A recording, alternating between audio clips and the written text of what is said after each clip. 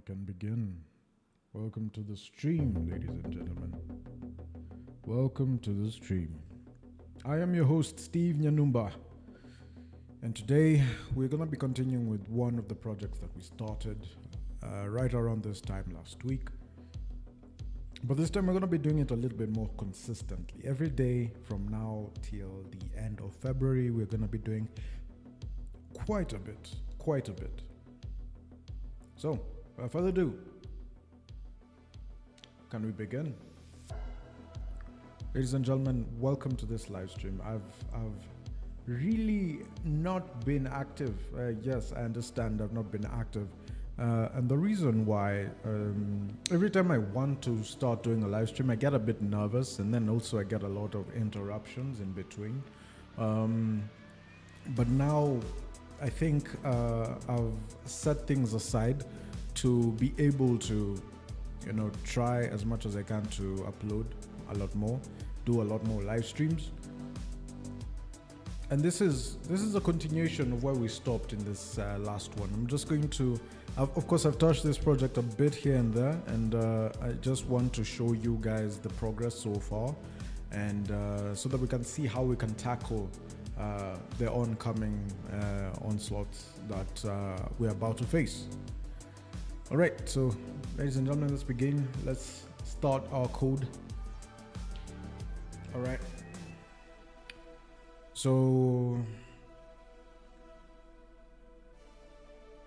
let's begin by looking at what we've crafted out. This is the admin dashboard that we have pulled from one of our projects, and that is the HRM application that I was showing you guys earlier on.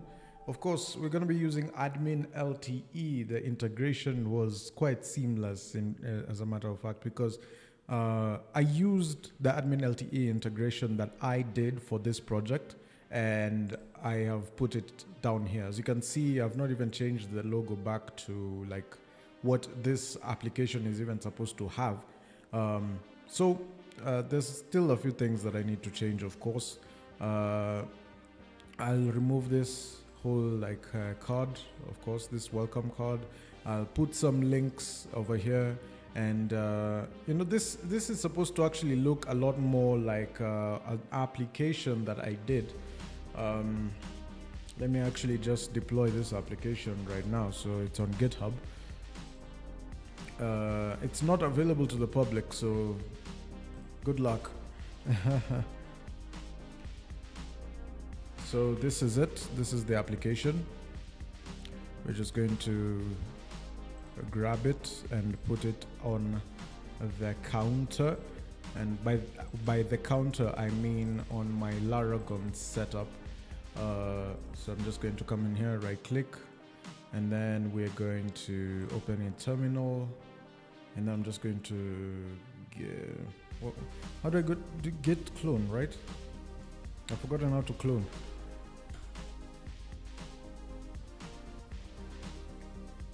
Then after loading it up, all I just have to do is come in here and then restart my Apache, and then it's gonna detect that.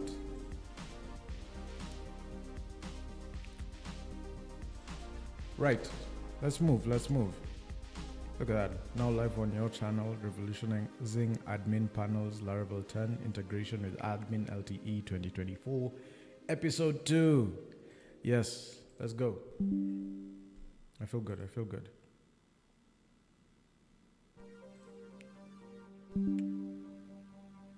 Man, I don't know why I get all these notifications. Let me just set do not disturb so that we don't get any more interruptions with these notifications left, right, and center.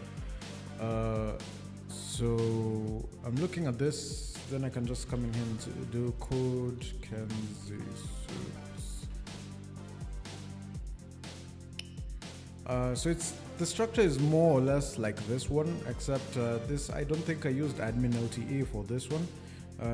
So I'm just going to do a bit of a refresher of this application. I think I coded this in Laravel 8. I am not so fully certain. Let's see, Laravel framework version 9. We coded this in Laravel 9 and Jetstream 2. Now we're in Jetstream 4. We're on Livewire 3. So it's more or less going to look like this application, which is going to be exciting. Except we're going to implement some new features that have come about when it comes to Livewire. Things like validation, for example. I don't know why I'm not seeing my chat.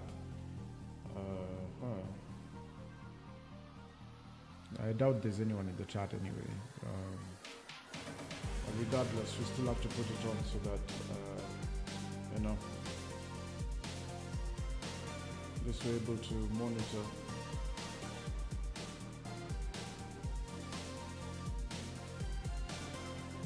Great.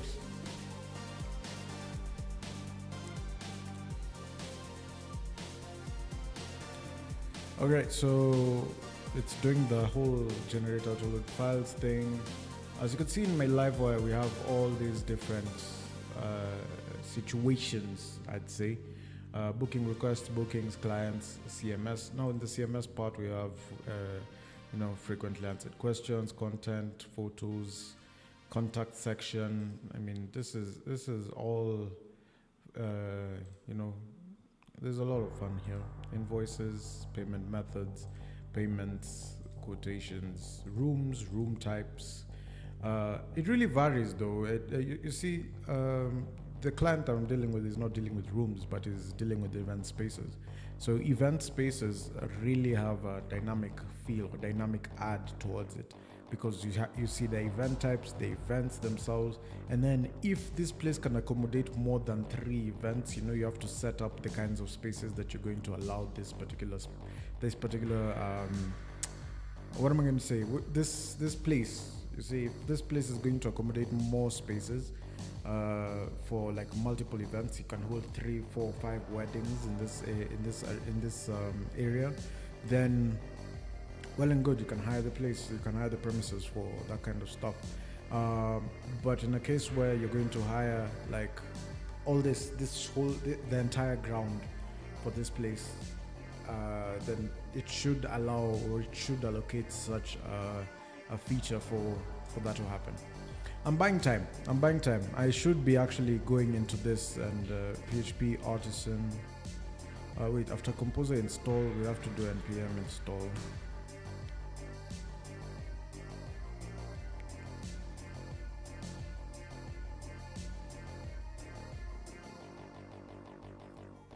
And then after npm install, npm run build.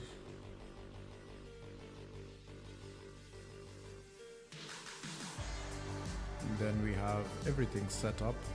So now when I go up here and type in Kansas.test, this is the actual website itself.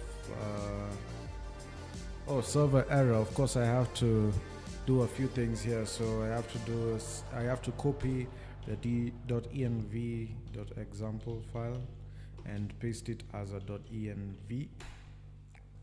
And inside my .env, I need an app key, so I'm just going to do PHP artisan key generate. And for those who do not know, that's how you go about installing, or rather setting up the Laravel application from the GitHub. Like if you clone a Laravel application, then this is how you install it. I don't know why I'm still having this on. Okay. What else are we supposed to do really? The key is generated successfully. App name and all that stuff, root, password, database, all that stuff is set up. I think all I just need to do is go to the MySQL side of things, and for this one we're using Heidi. And then I'm going to look for, we have Kansas with here, so it's all good. And then we're just going to do PA migrate fresh. PA migrate fresh. Okay.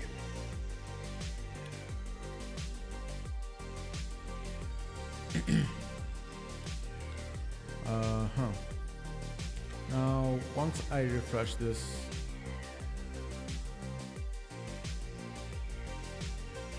okay, so you can see everything is loaded. So if I go to admin, we have the login page. The login page is it's quite nice actually. Just going to come in here, log in as one of those users, and as you can see, we have this kind of dashboard. So this, I think, is what we are aiming to do. If I have maintenance mode over here, switch it on, switch it off. Have admins, employees, clients, room types, rooms, testimonials, then the core functions, bookings, for example. So like, let's say, for example, if I was to make a booking, right? Add a new booking, choose my client, check-in date, check-out date. And this feature over here, right here, should have like a place where I can like click on the plus, and it opens up a modal where I can create a new client, and then it reloads this page. Reloads this page. Then we also have the calendar of things, so active bookings, check-ins, check-outs, and all that stuff. Then we have the CMS where we have the photos, so the photos of the particular site itself, and all that good stuff, right? We have the content side of things, so it actually loads up all the content. Like this one is the about content. You can edit this and all that. I'm going to add all these features in. We have the FAQ section, so like, let's say for example, if I want to add an FAQ, I add the question and put the answer and save, which is quite nice. Then we have the invoices part, which I've not enabled for this particular one because they didn't request for a facility management software. So facility management not there, so invoices, payments, and all that is not done, but contacts is done. Whenever there's somebody who wants something, like they can actually access, you can actually access like there's the phone number, the details, and the message that they just sent. So yeah, more or less. And then of course this has already been custom made so that we do not have SQL injection. It's really good stuff, and it prevents all the security breaches from happening. So yeah, this is exactly what we are going to be doing. Of course, we have the profile section of things. I'd just like to go into that just a bit. So user profile, here we are. So first name, super administrator, email is there, and all that stuff. This is just the normal Jetstream stuff. So this is exactly what we're trying to actually implement when we come to this side of things, but I like to implement it with admin LTE today. This is a different admin dashboard that I used to use. It was quite fun using it. I've used it for quite a couple number of projects in recent times, but you know, this is supposed to be a simple project, so let us begin with that simple project. First things first, I'm just going to come in here and look at a few things, right? First things first, the Livewire components backend, which is where we're going to have our admins created our booking request, bookings, clients, CMS, contacts, and all that stuff, all that good stuff. We're going to have a lot of features implemented, in fact, like for example now, if we're looking at booking requests, for example, not booking requests but bookings, right? We'd like to look at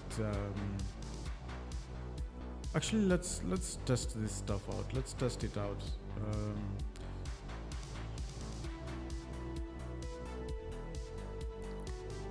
should we test it out or should we seed the data that was there? So pa migrate fresh dash seed. We can seed the data.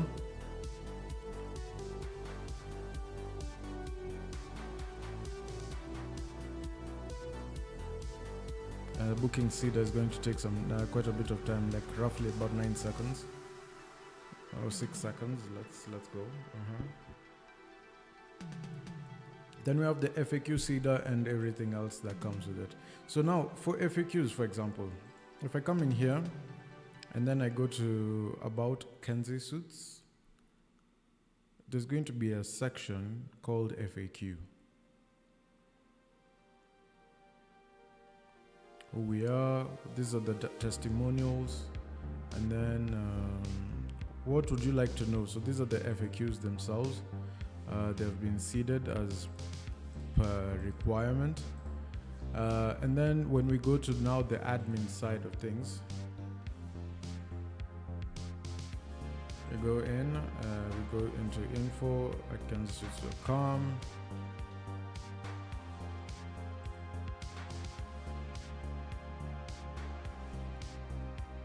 And then you can see this is generally how it's spaced out. You can look at the overview chart, which is a line graph, very nice line graph, as in you can actually go in and see, okay, in this particular day we had 23 clients booked in, over here we had 29, over here we had 26, over here 24, so on and so forth. Yeah, like you can see the structure at which everything is usually set out.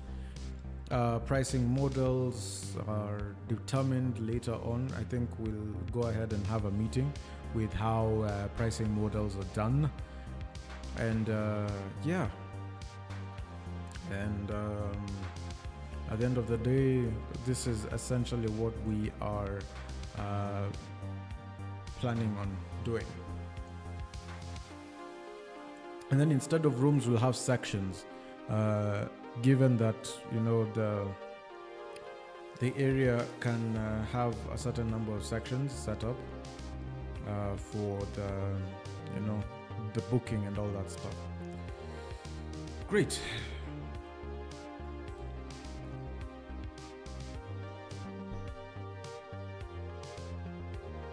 So now that we've looked at the demo, how are we going to build it? Well, first things first, let's just go back to this, the original one, and see what it is that we've even built, in fact. So I'm looking at my my Livewire models, and this is the new structure for Livewire in Livewire 3 with Laravel 10. Livewire is outside of HTTP, it's standing on its own. And then we can see what? Okay.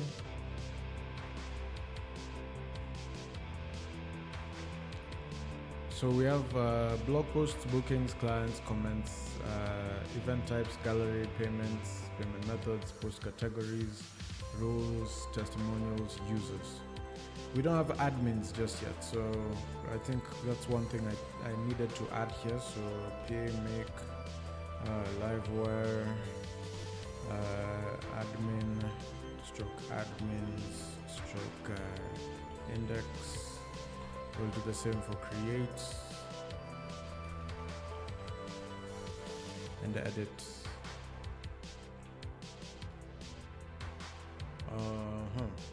So that's where we start from. There's something else, like when we look at event types, events, I think events should also be somewhere here. Or bookings, yeah, bookings for the events. Then we can also, aside from bookings, we can also have sections.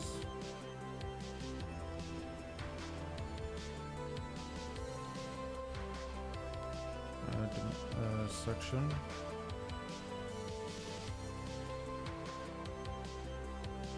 And -m.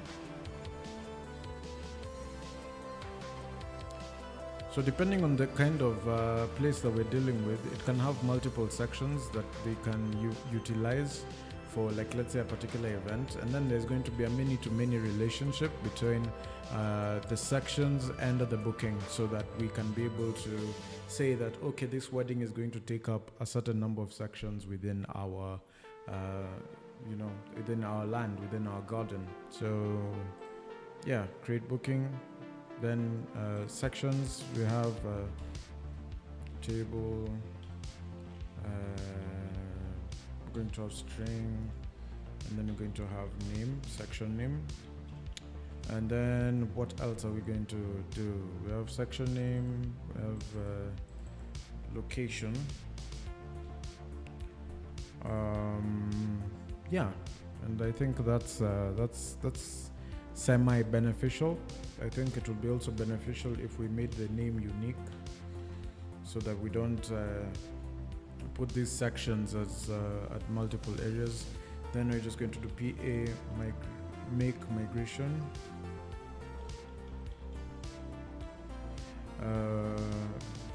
booking section. So I'm going to say create booking section table. Booking section table. Yeah, it's booking section. Yeah. Where we are having, like, let's say for example, we just say table, foreign ID. Then we say booking ID. And then constrained.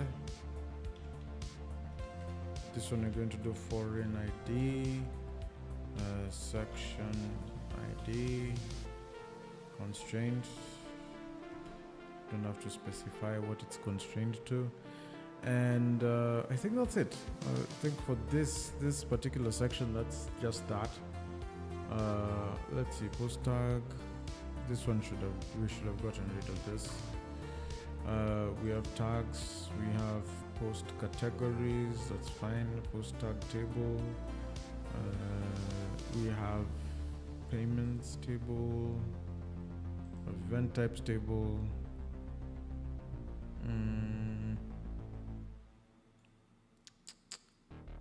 damn, I think role user should have gotten rid of this. And then what we need to do instead of this is to make a primary key column. So table primary, and then we put in the array of now this is role ID and user ID, and we'll do the same for that other side. So we'll go to post tag, we put it here. And then we'll say tag ID and post ID. The many-to-many relationship. And then we have the create comments table. Oh, sorry, not the create comments table, but booking section table. We'll paste the same thing over here. So now we'll just do section and booking, which is fine. And I don't think I see any other many-to-many relationship here. Most of these are other one-to-manys. Permission roles. Permission role, yeah, here we are. So all you just need to do is change this to permission.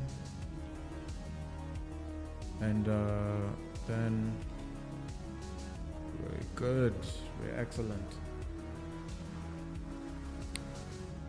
Okay, so that's the only thing I think I needed to add. Yes, so now we can start crafting out everything. So I just do PA migrate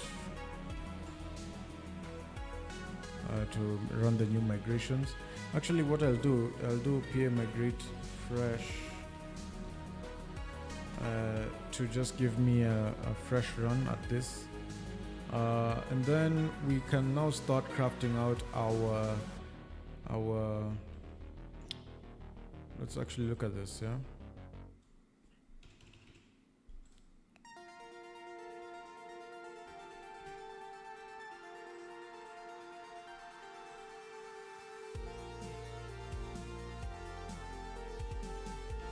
we can now start crafting out our UI.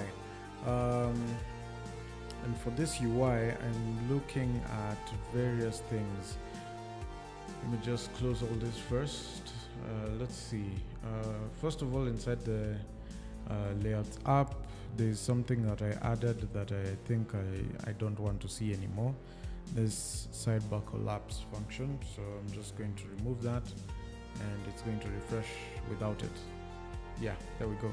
Next is this sidebar navigation, which is supposed to have admin links. So first things first, I'm going to first check if the authenticated user is an admin, and of course it's going to check that, then use admin links. Now admin links should be inside components, right? So of course it's not going to load it, yeah, and unable to do that. So I'm just going to come here and of course there's this back dot admin links. So I'm just going to put this for now.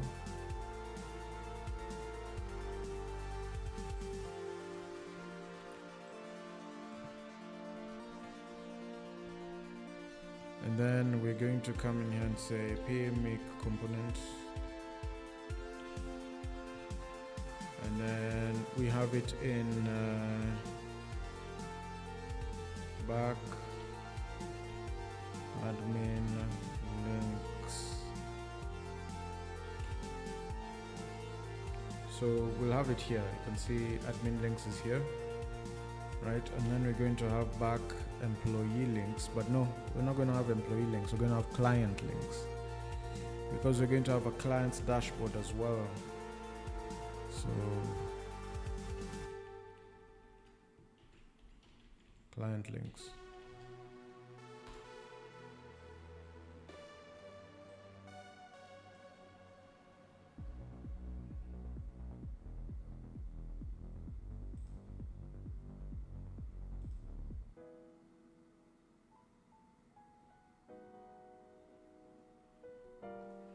Okay, so those are the two, and if we save this, we'll be able to client, just like that. So if we save those two, we'll be able to move on much faster. If we're looking at the previous project, let me just open this again. This is how I created my client links. So let me just open this so that we can use this as reference. Actually, I think it would be more beneficial.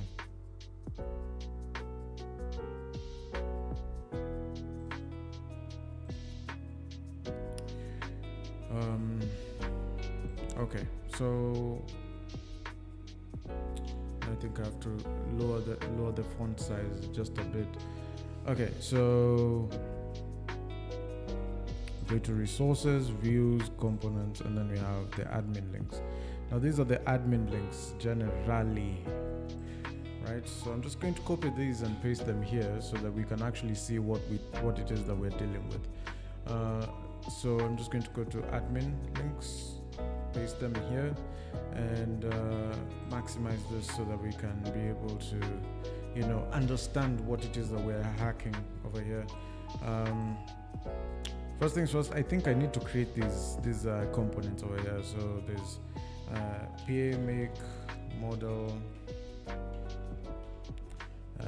admin settings general, and there's general, then there's mail.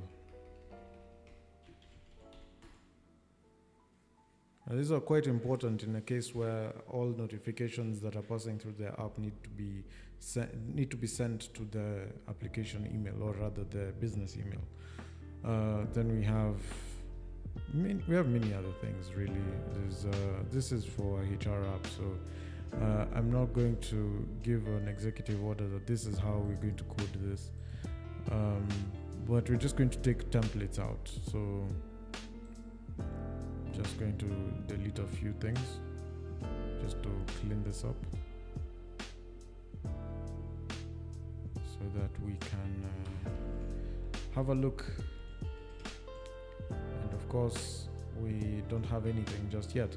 Now, the reason why we don't have anything just yet is because on our middleware, we do not have an administrator's middleware.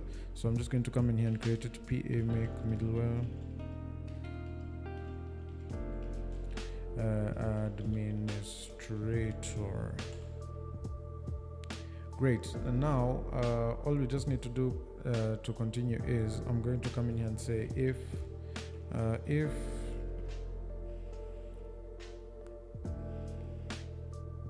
okay, so this is what we're doing, right? Return next request. So instead of returning the next request right away, so I'm just going to come in here, auth user, then we're going to look for is admin. Then we're going to question it, yeah? If it's true, if this guy is an admin, and if it's false, then abort with the code 403 saying that you are not an administrator. And I think that's pretty much it. One line of code. I think that middleware is complete. In order for this function to work again, you need to also actually come and check it out inside the model itself. So I'm just going to come in here, go to user, the user's model, and then we're going to create over here a function, and the function is going to be get is admin attribute.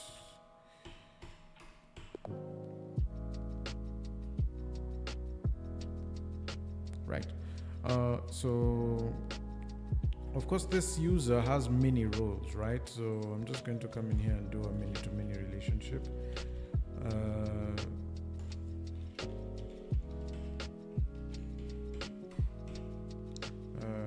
Return this belongs to many role class, where we're talking about the role class here. So when we're talking about the role class, we have to talk about the pivot table, right? That's the role user, which according to conventions, that's the way it's supposed to go. Yeah, I think that's everything that needs to be done. So all the same, even this role user could have been missing from this, and it would have worked. So then we say get is admin attribute. I'm trying to remember where the many-to-many roles were, and I think I had it on one of my projects as well. So it was this logistics app, this app for inventory, and inside app models, and then we go to user.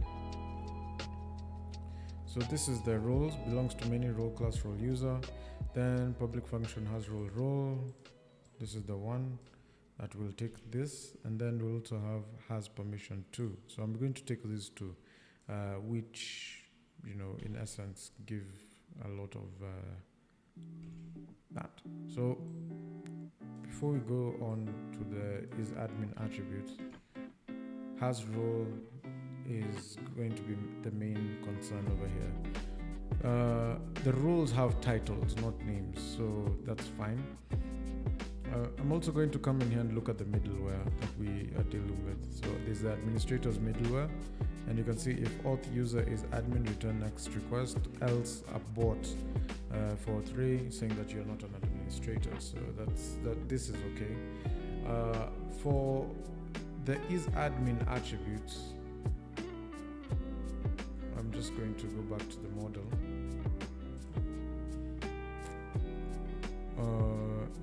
So I don't know why the is admin attribute is not here whatsoever, because it's supposed to be here. It's supposed to be appended to this application. All the same, I think it's okay. We can check the roles and use them accordingly. permissions are going to be hard coded, so this is not really a big issue.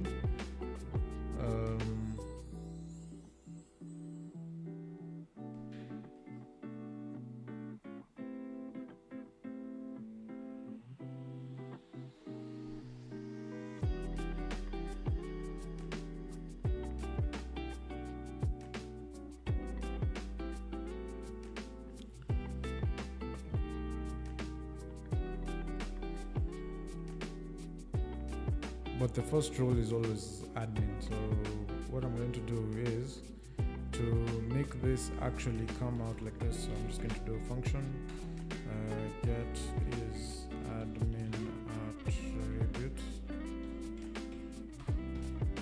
Get is admin attribute, and then I'm going to do return this rows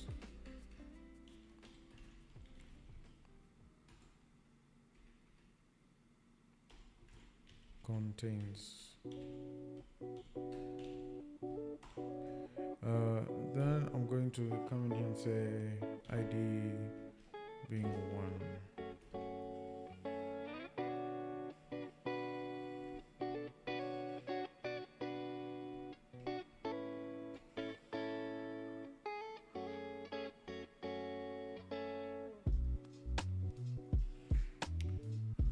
I think that's fine. I think that's everything. So if that is the case, then if I refresh this, then something will come up, right? No. Because is this user an admin? Should be. Ideally should be an admin, so because when I go to the database migrations and where I created the users, I only created the user. I see.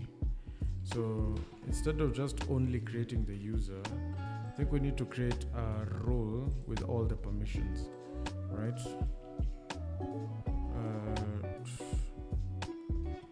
So I'll just come in here and do db rows, source db table rows, and insert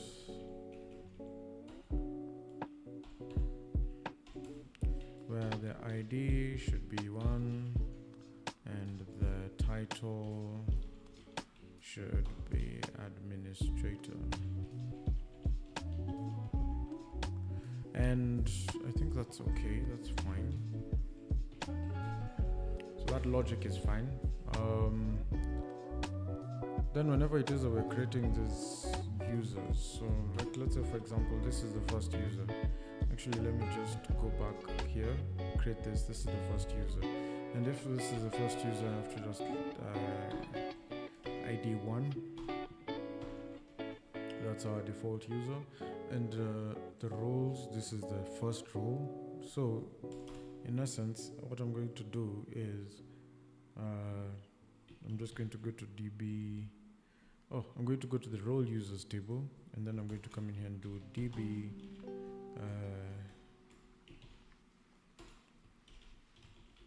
table role user.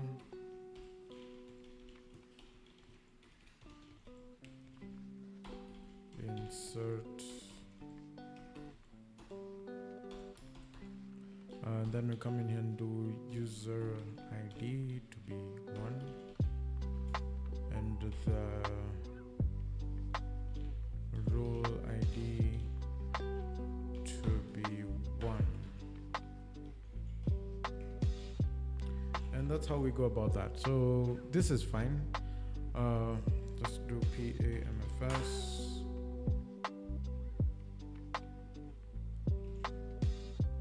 Let's refresh this.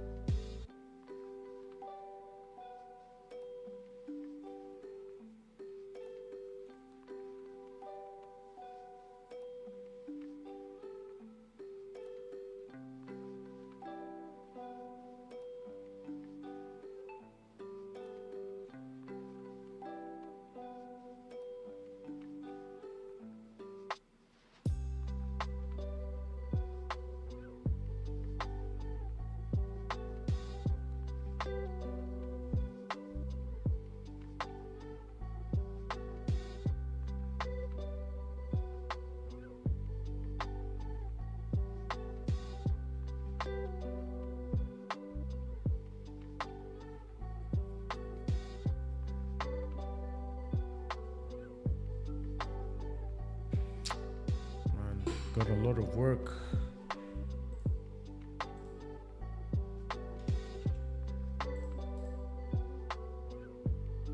Yeah, you can see that. Unable to locate a class or view for component new nav link. And that's for this, the admin links. So you can see new nav link. Those components are actually somewhere here, actually. Let me see.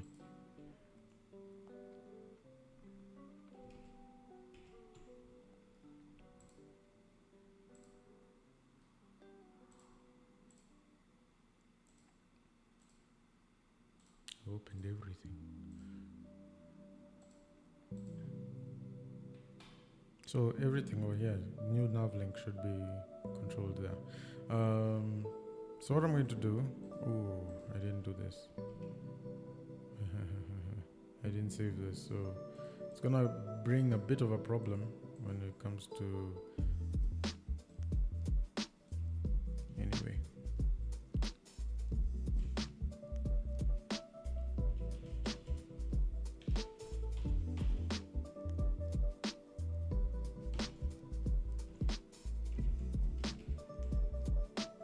So you can see route admin dashboard not defined.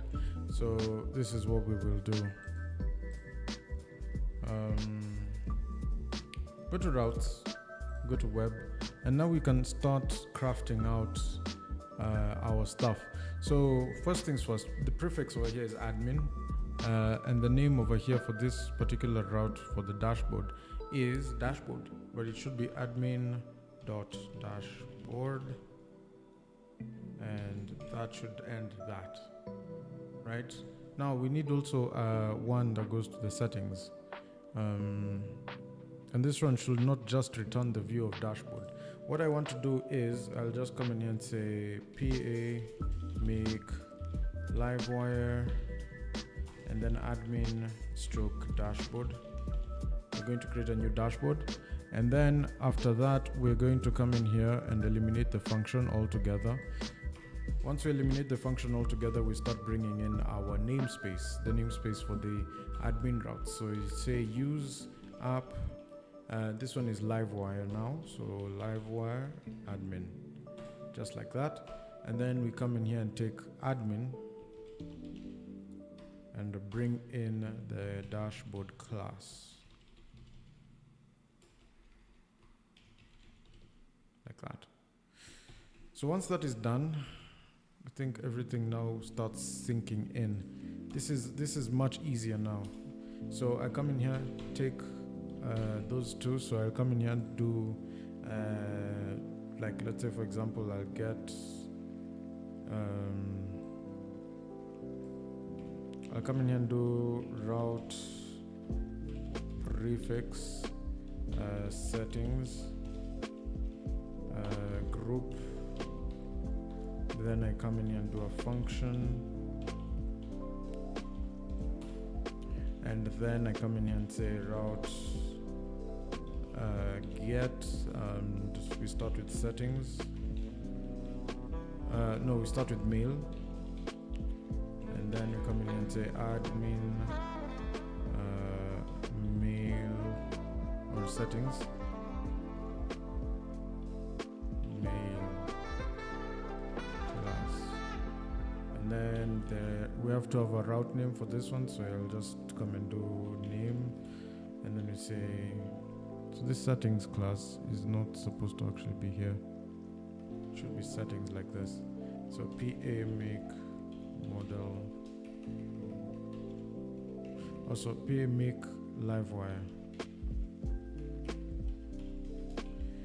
admin settings general. I don't know if that's what was created. It was not. And admin. Ooh, that is wrong. That is wrong. That is wrong. I'm not supposed to use the backslash. I'm supposed to use the // Let's see. Admin. You see that? Yeah,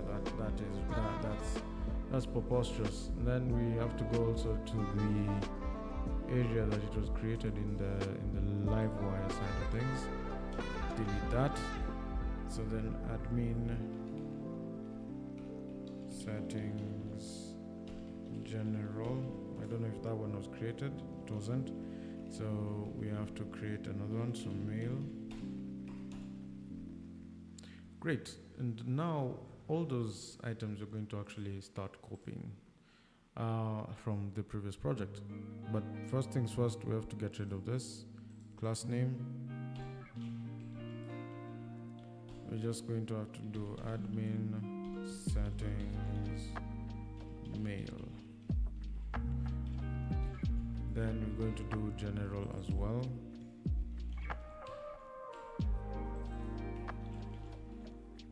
And then general. Great, this is perfect. Once those are set up, there's one more, banks. But banks, we're not going to be using banks, so I'm just going to go back here and remove banks altogether.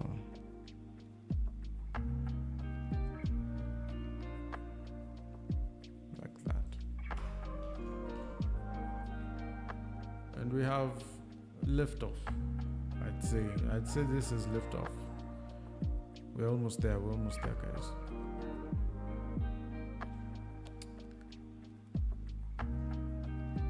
Just a few things now that I need to confirm. Like, let's say, for example, you see the dashboard has now changed. It's no longer this file over here, the dashboard.blade.php. It's no longer this file. If I come in here and copy this within the app layout section, right, and then paste it inside now the newly created dashboard.blade.php, this is what I get. Watch. And that's how we create these new components. That's how I love to create these new components.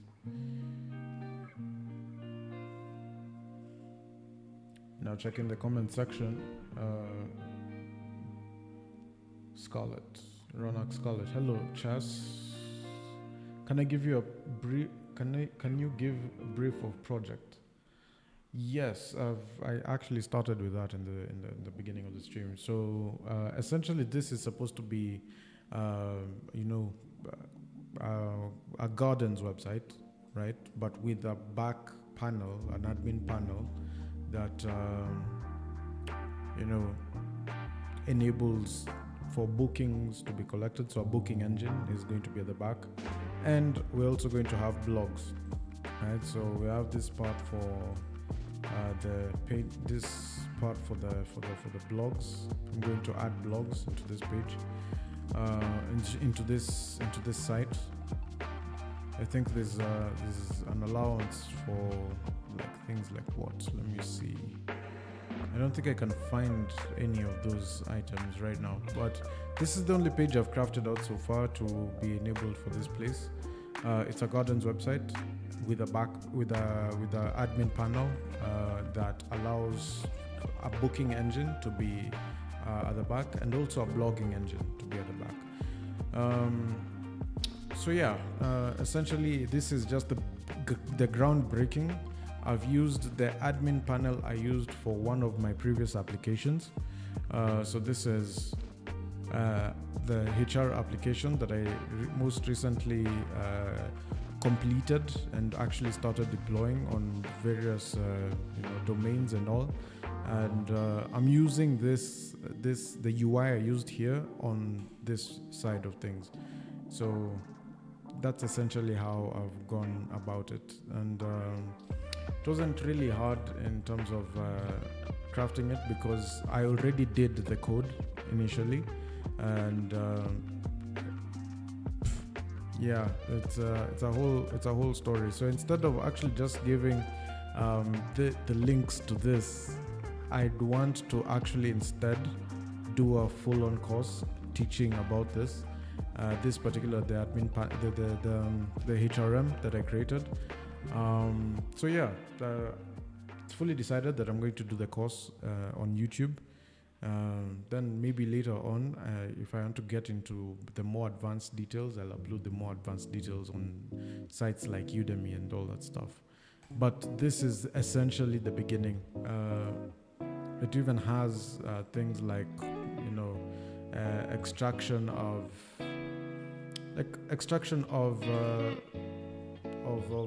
what's this thing called, Excel sheets, right?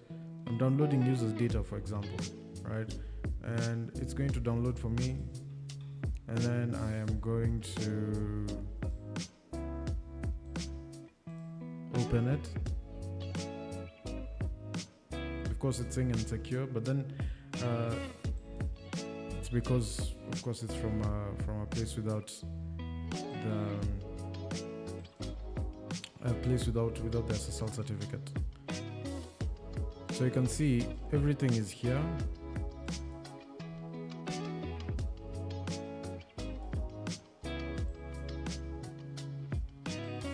So essentially this is how like the data looks, and regardless of the number of people that are going to be at the back or rather in the system, it's going to extract data or extrapolate data like this.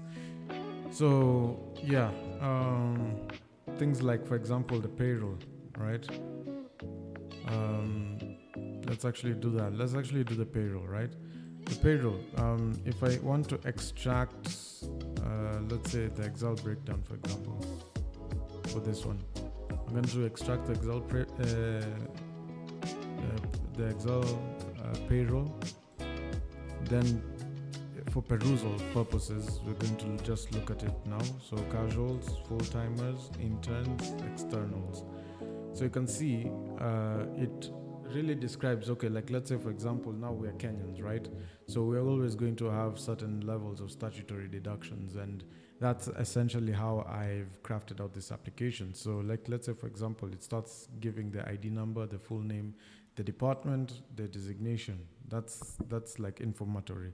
Now the gross salary, now this is where we start the calculation. Then we start the securities contribution, which now when you subtract from this, you get the taxable income. So then we have the NHIF premium, which is another statutory deduction, which declares insurance and all that stuff. Then we have the income tax, which is a whole calculation at the back. The calculation is based on level state, deductions, but all the same, getting the formula for this is not the problem really. Implementing it in code is the newest ish. Now we have tax relief, which is essentially if your taxation, your income tax surpasses 2,400, then the tax relief is actually 2,400. But if your income tax is below 2,400, then you get all your income tax relieved off of everything. Of course, there's insurance relief, but insurance relief is deducted first from income tax before we deduct tax relief. Then we have the pay as you earn, which is the net income tax. So net income tax is what essentially you pay as taxes. Then of course there's things like attendance penalty. If you did not show up to work for a substantial number of days, then you're going to be deducted this certain amount of money. But there's this net income tax rebate, where if you did not show up for those particular days for work, you shouldn't be taxed for that amount of work that you've done, that you've not done, which you'll have otherwise done.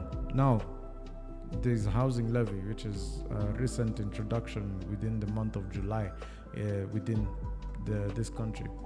Then we have the bonuses. Of course, now bonuses is something like an addition. Maybe this guy did overtime at a particular point, did something like that, and of course, these things are going to be added or deducted in terms of advance. Maybe you've given this guy an advance of a certain amount of money for this particular month.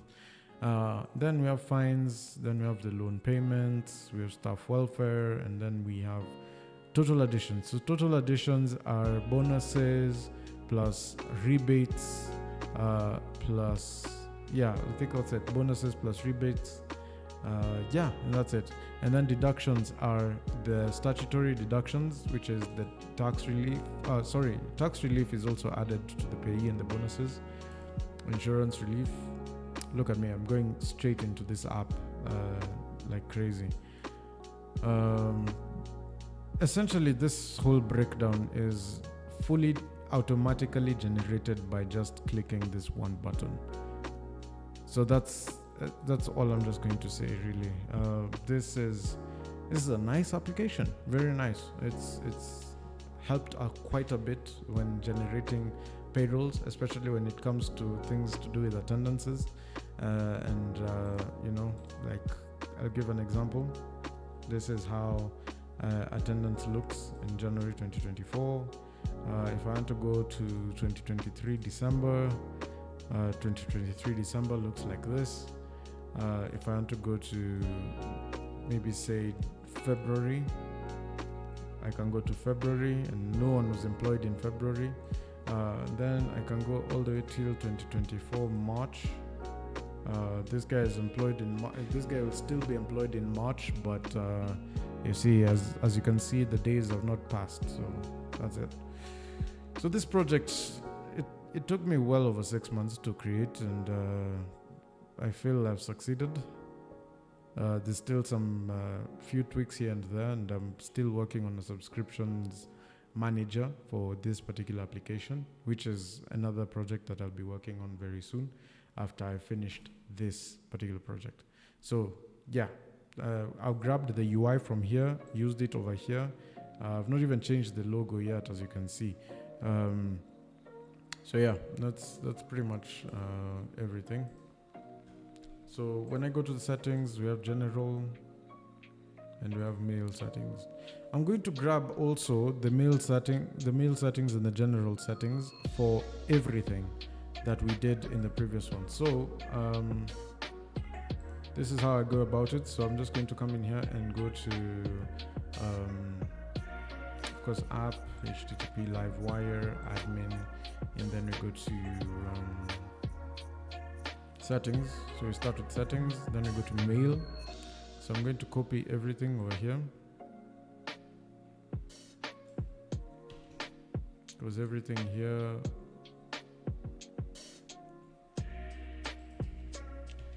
and then I'm going to paste it here. So I'm just going to come in here, app, Livewire, and then we go to settings, then mail.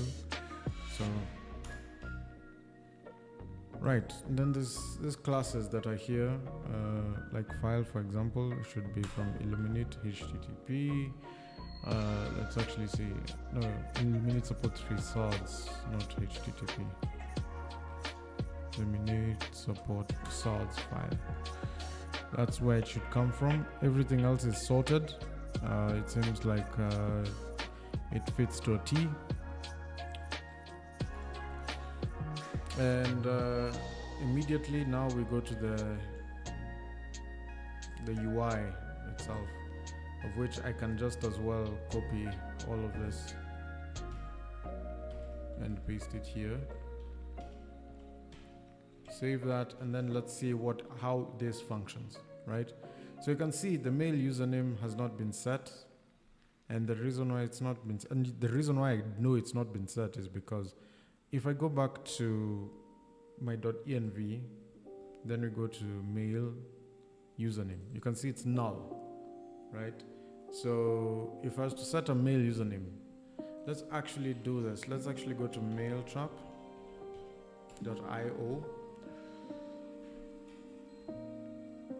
and then we're gonna log in. We're good to log in. Maybe I'll use my GitHub account.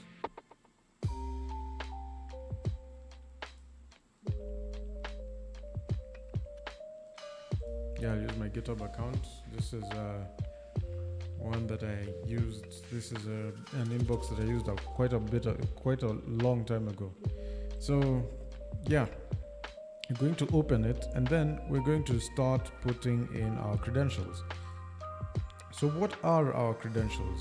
Well, here they are. First of all, we have the username, which is this one, right? So in order for us to set this here, I'm not going to use the .env. I don't want to even see the .env anymore. All I'm going to come in here and do is come and set it here as the username, right? And then we're going to come in here and take the password, which is that, and then set it over here.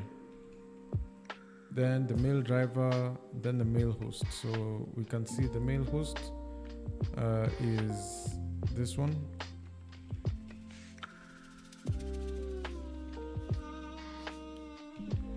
mail driver is SMTP. Then the mail from address, we can leave it like this. The mail port is, you can use 25, 465, 587 or 2525. I'm going to use 2525. I'm normally used to 587, but let's just use 2525. And the mail from will be system or info. Let's say info at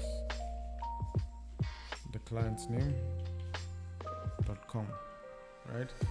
If I save the settings, you can see mail emit does not exist.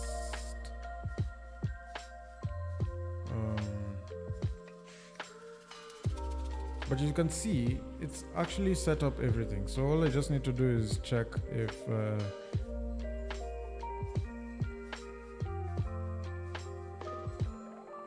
my class is okay, because this emit should be working. So most likely it's a Livewire 3 clash, because the previous project I coded in Livewire 2.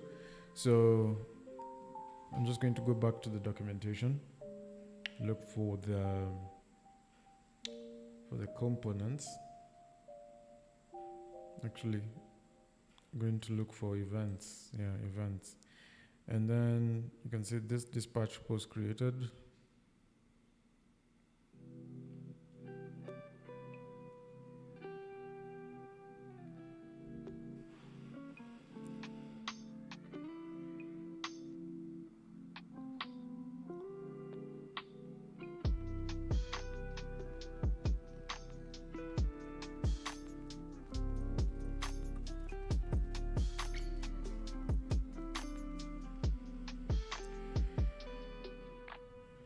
So you can see before dispatching events was used by this emit.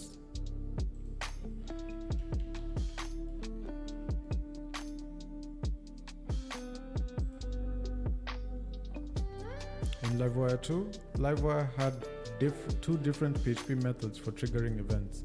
So there was emit and dispatch browser events.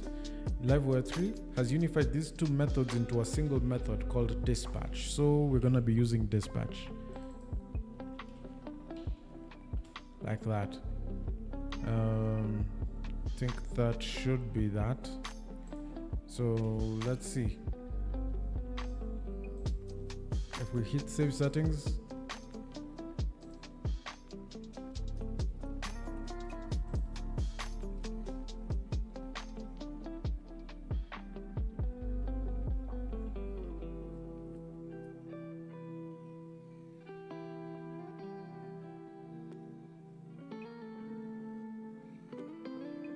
yeah, this works. It's just that now, like if we look at the .env at this point, we'll see that those items were populated a long time ago. You can see mail username has changed. Encryption has not been set, but it's all good. Yeah, I think this is fine.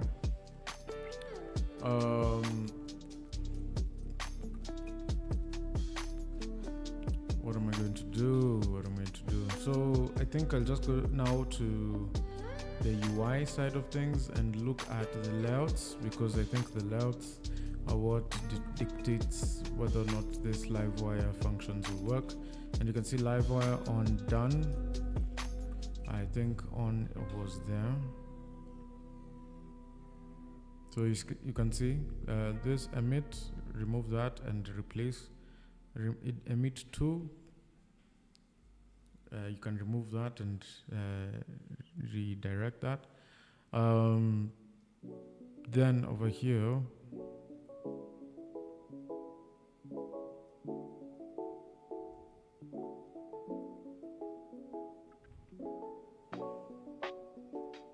I think I'm just going to look for on for the events.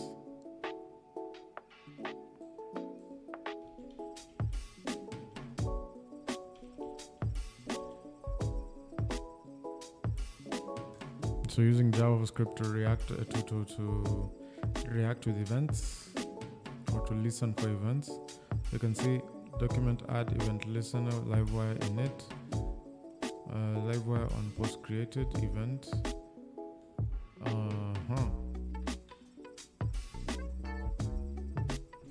So I think I'll have to wrap this inside an event listener.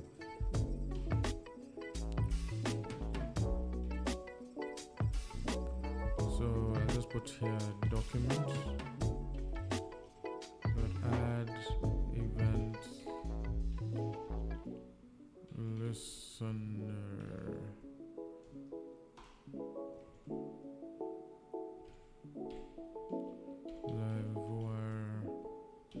Init.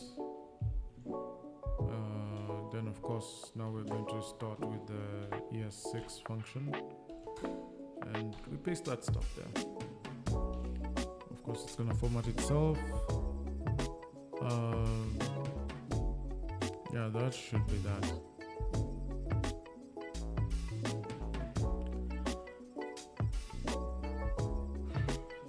That should be that.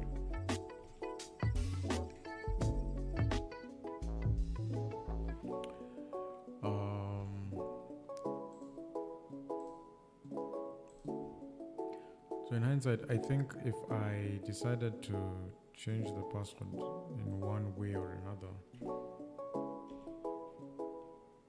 save settings should load up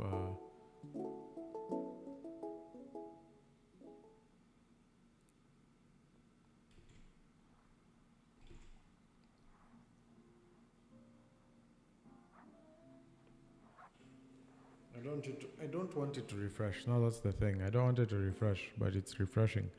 So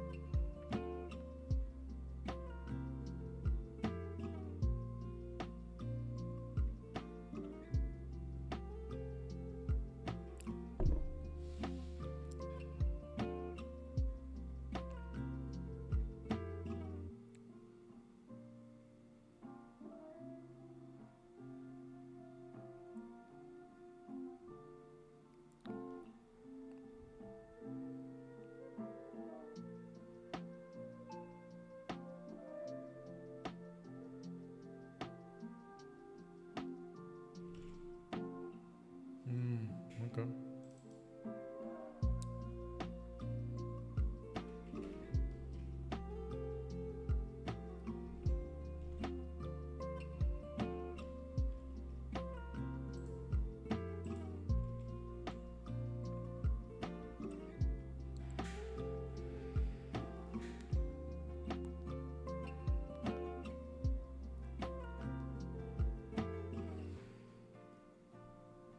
Yeah, what I want to do is prevent, so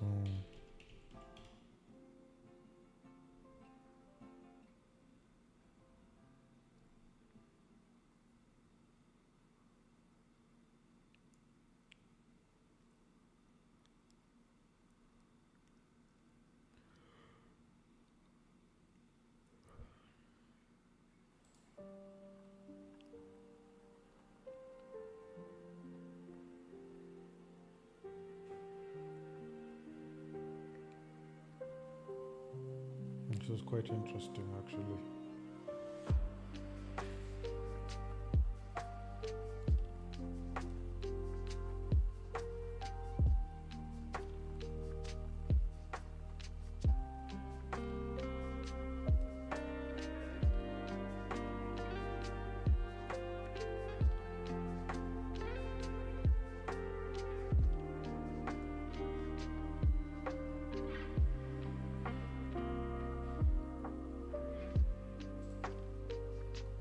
Validation hasn't changed much. Oh, it's changed a lot. Validate attributes don't support rule. So PHP attributes are restricted to certain syntaxes like plain strings and arrays. If you find yourself wanting to use runtime syntaxes like Laravel's rule objects will exist, you should instead define a rules method in your component. So, yikes. It might have changed heavily.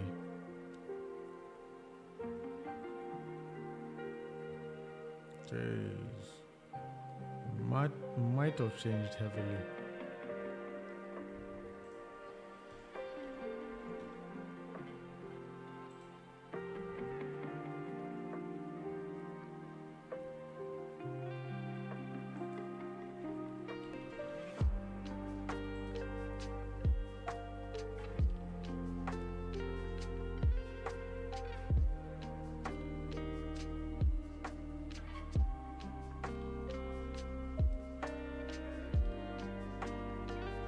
Yeah, it might have changed heavily, but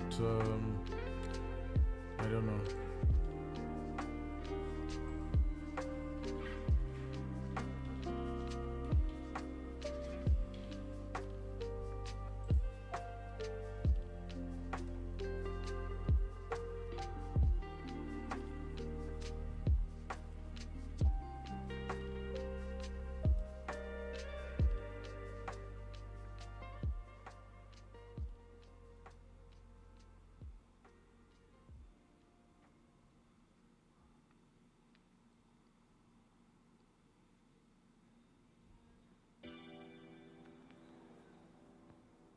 This is what I was looking for.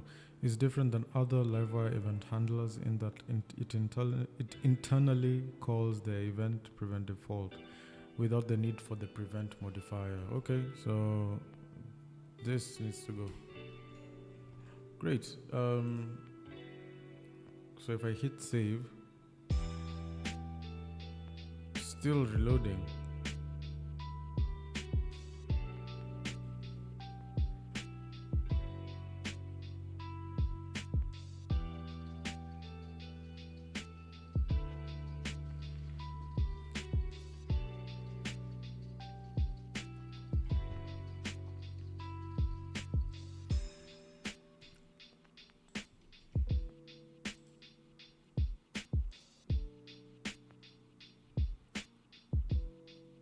This is fine.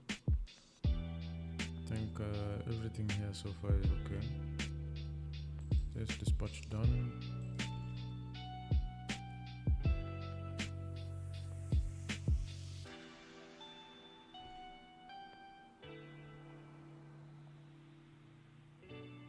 Event and parameters, that's fine.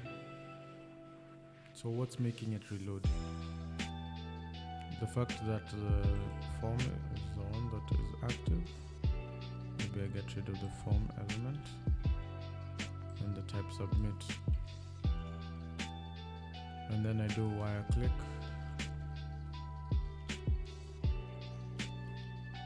And then I do save settings.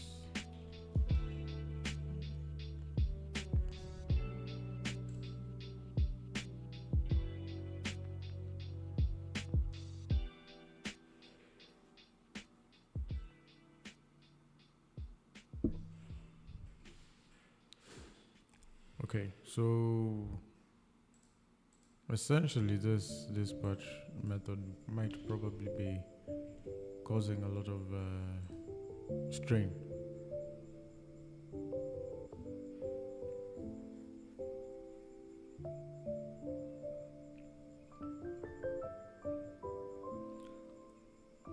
So let's see.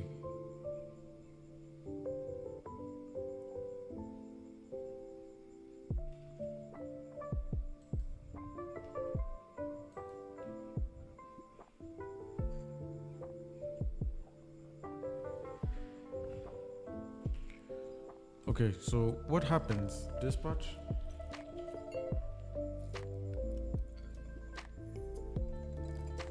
Dispatching a component event to itself.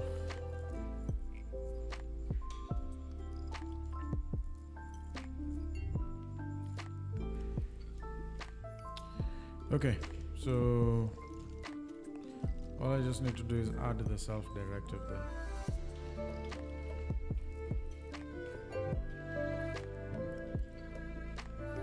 Okay, so let's see what happens, yeah?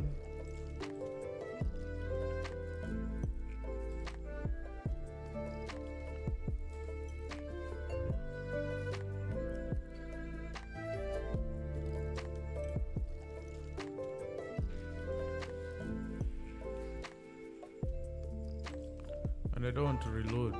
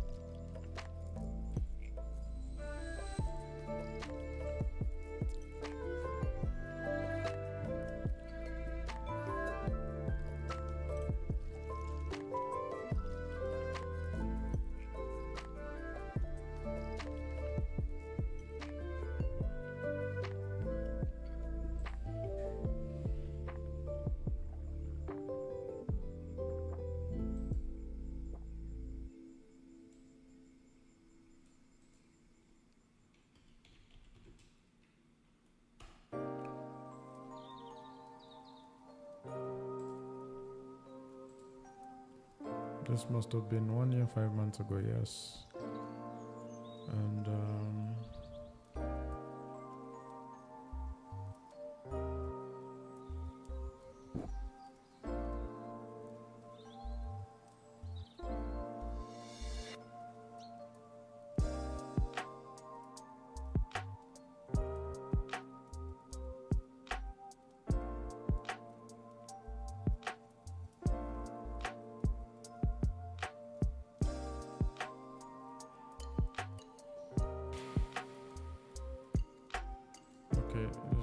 this is lost.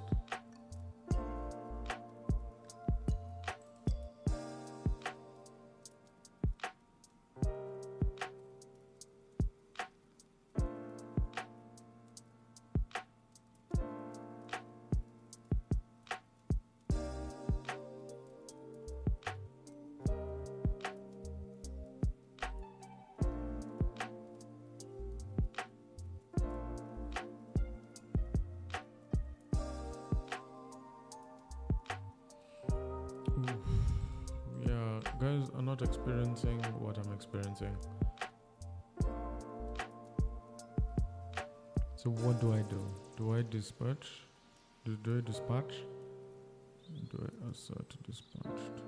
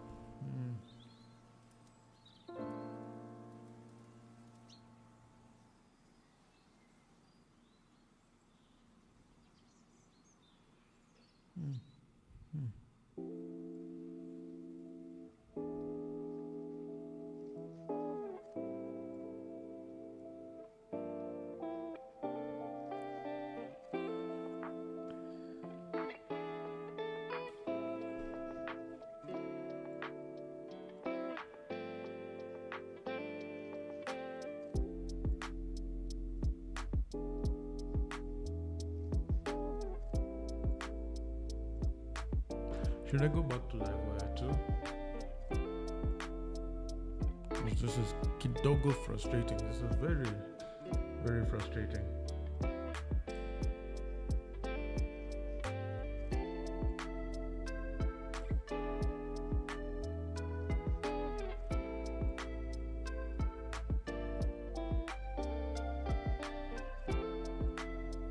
This is okay. This is interesting. I will try this out next.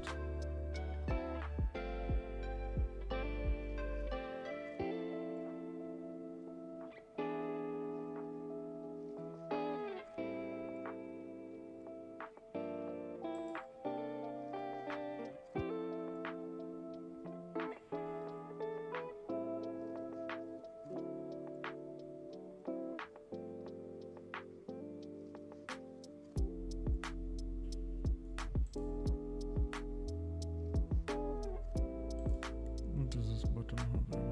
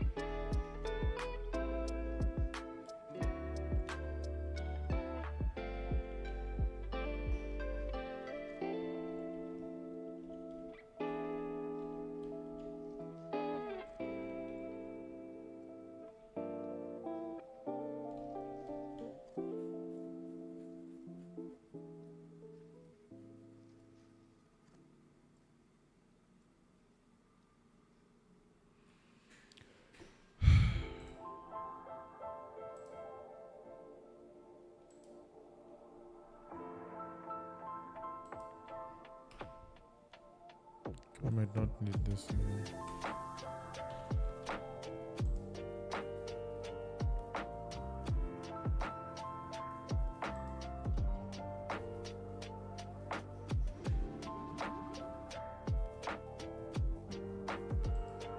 I might not need this part.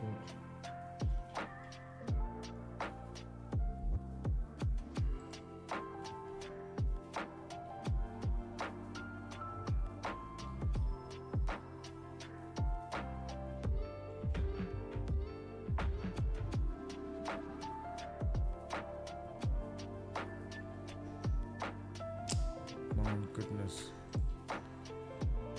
Is it that Livewire is too new and I'm getting old?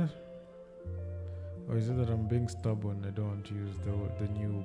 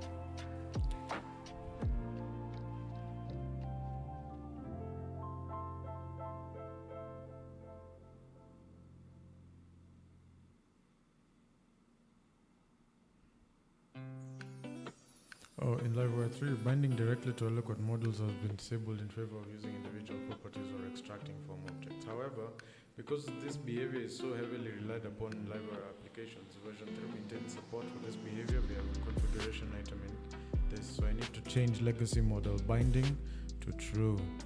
Alright.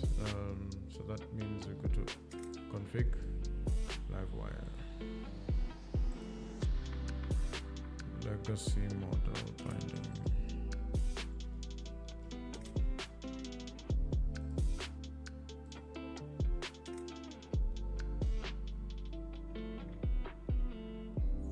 Oh, using this one, not in object context. I see.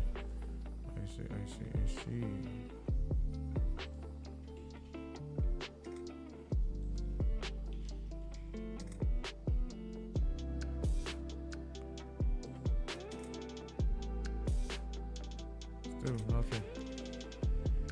time I hit save settings, it refreshes, it reloads to the same page again.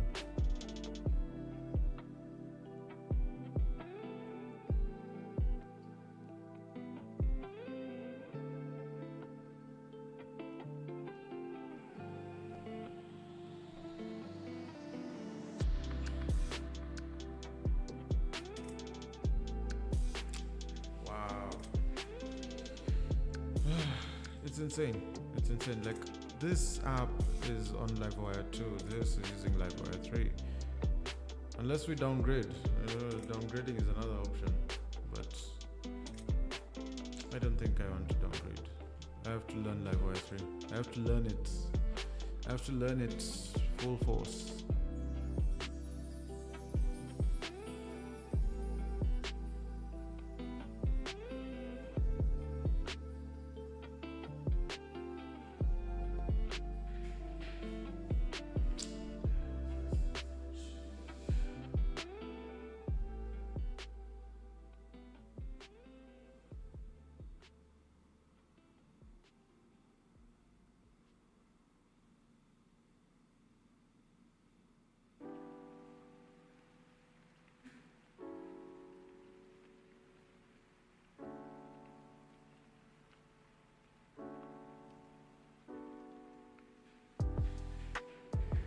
Okay.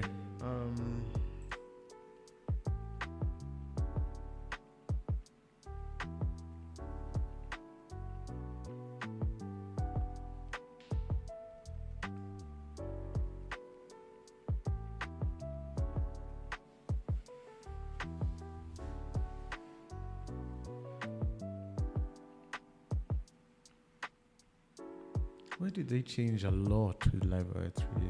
This was not necessary.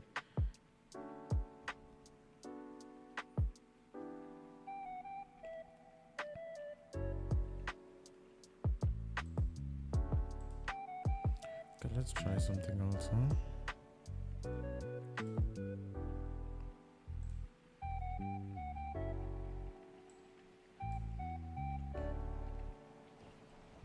Maybe the validate doesn't work anymore.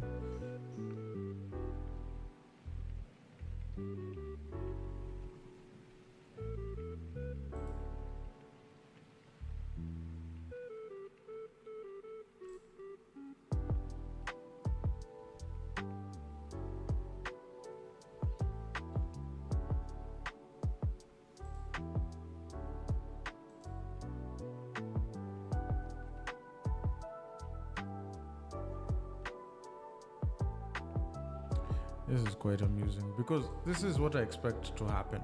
Okay, this is what I expect to happen. I'll go to settings, mail, right? If I hit save, this is what I expect to happen. This. Well, that's not what's happening, is it? It's refreshing the whole page.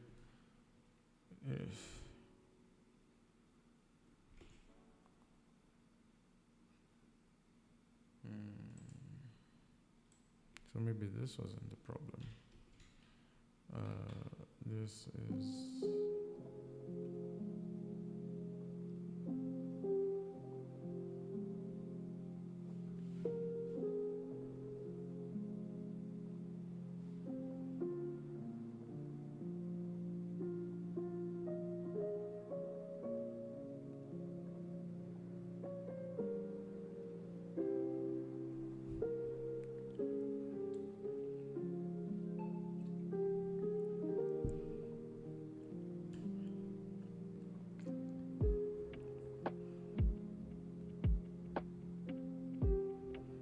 This is interesting, man.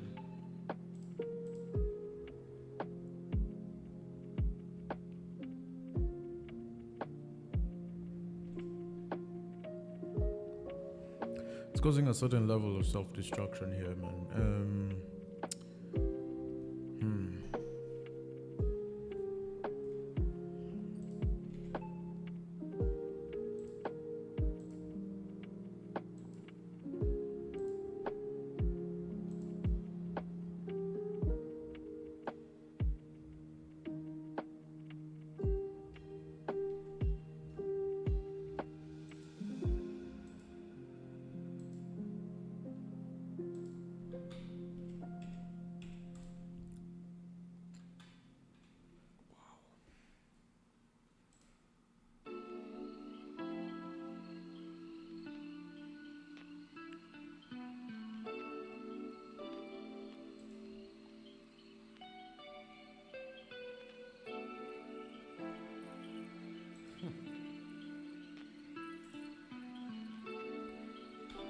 How is this?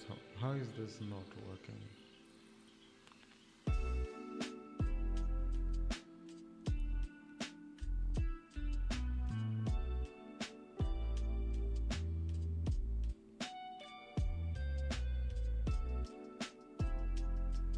If all of them are required, then if I get rid of this validation, what will it measure? Mail port field is required. Yes, this is what I needed. Okay, so this works, but now when we come to the dispatch method, this dispatch method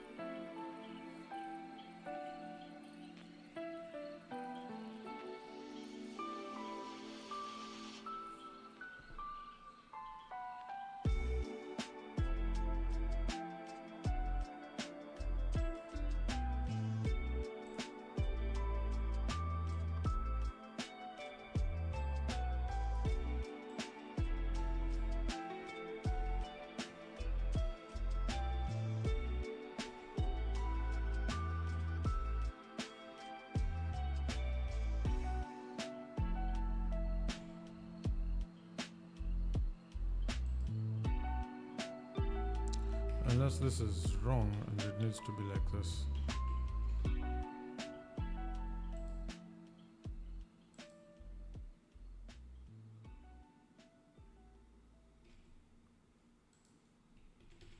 Let's see. Yeah, maybe. Events. With parameters.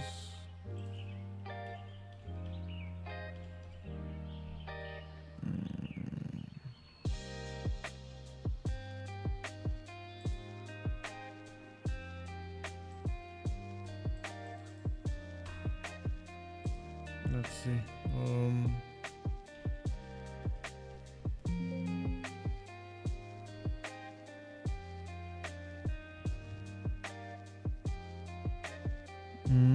Yeah, I was right.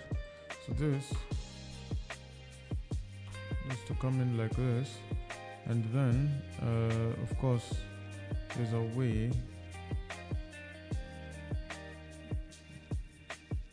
This dispatch close, then we have post ID.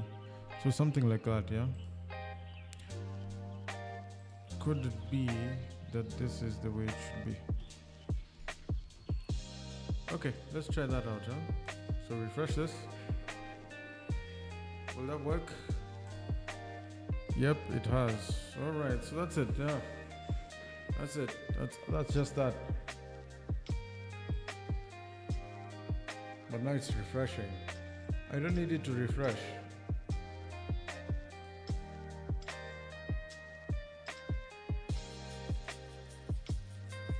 I don't need it to refresh. I don't understand why it's refreshing.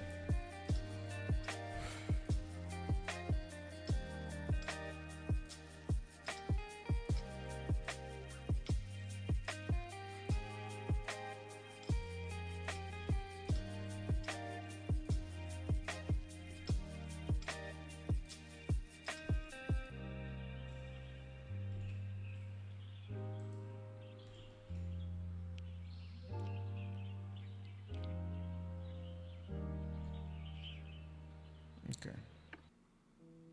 So you can see if I hit save, it pops up. But now why is it refreshing? Why is it always refreshing?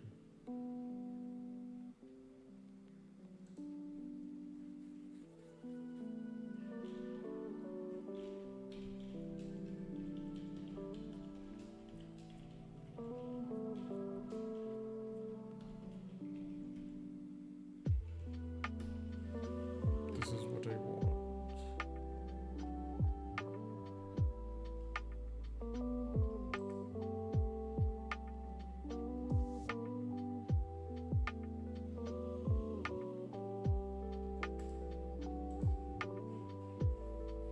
How long ago is this? 11 months. So this might be the one.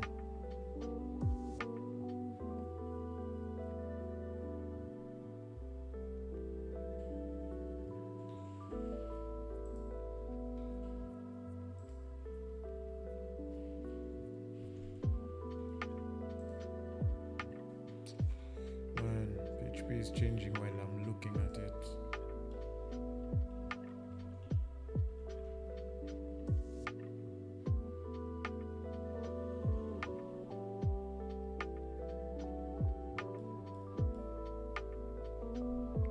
Normally I would have done this. It seems like that's not what is required.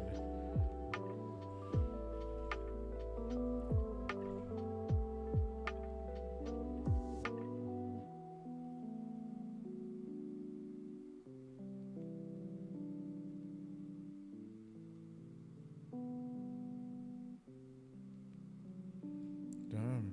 And time has moved really, really fast right now. I've been streaming for 1 hour, 40 minutes. I've not covered so much. But right now, as it stands, I'm at a point where things can really take a turn for the better. So, this UI I have over here on this other side that I want to add. Let's say I open Kansas Suits and add the entire dashboard, right?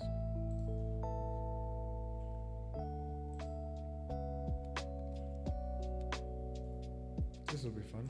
Resources, views, live wire, and then dashboard.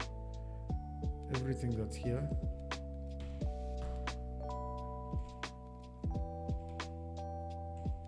And then we put it here. So we go to Olenana, and then we paste it here. Public. Sorry, not public, but resources, views, admin, dashboard. Control V.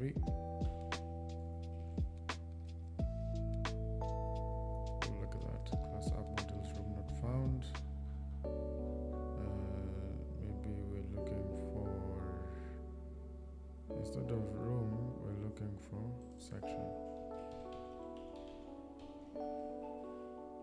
In fact, we'll do this.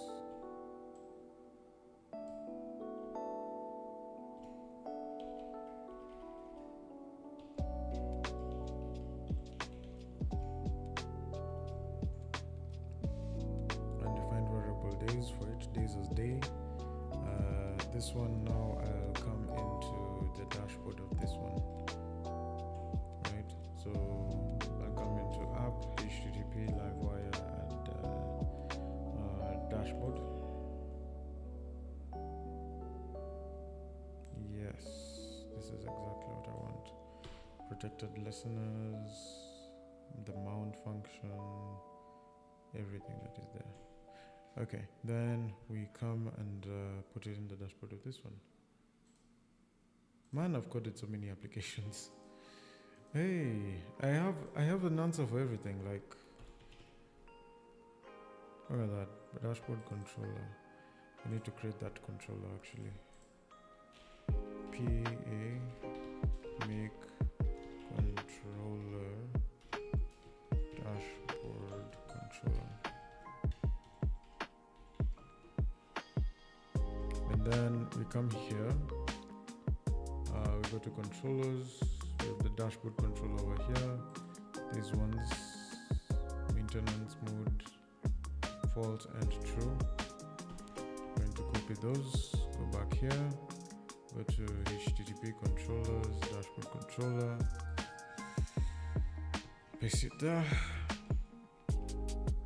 then go back to dashboard, and actually start importing these classes. So carbon is from carbon period is also from carbon.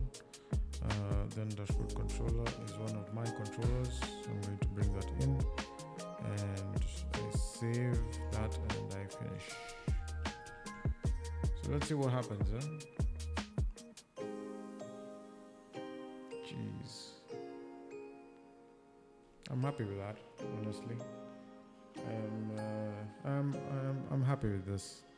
Now, in order to make chart.js work, I'm going to go ahead and go to Kansas Suit, and then I'm going to bring in dashboard.play.php. I'm going to go ahead and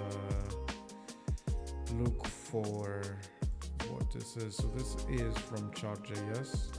I can definitely see this is definitely from chart.js. So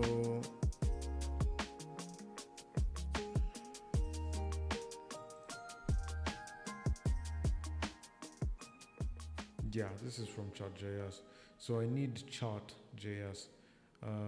For this one, I can come in here to resources, views, layouts, app, and then I look at where's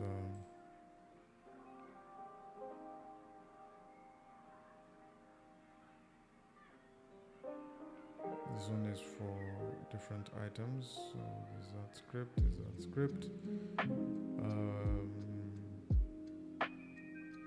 that's partial JS. So yeah, so there's this chart. So there's Apex chart and there's chart.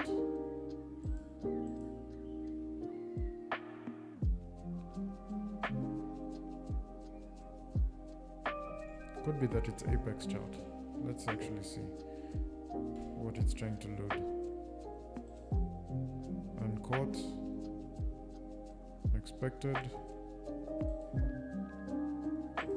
So I think it's expecting this one, Apex chart, and if not, then it's expecting chart.js.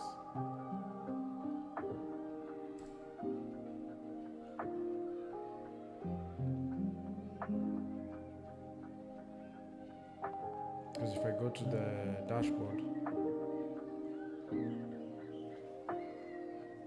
so what I'm going to do is I'm just going to go here and then look for the public backend, then we go to chart. So this one will be in JS, and then we go to chart, Apex chart, chart list, chartist, all this shenanigans. I'm going to come and just take the entire chart, copy, come in here, look for my public, admin LTE, and look if this has anything to do with chart.js. Chart. So docs, pages, nope, plugins. So we have chart.js is here. That's fine. I wonder if this one was using chart.js. In fact, let me actually just check this out. Yeah. We'll go ahead and do Kenzie sit admin.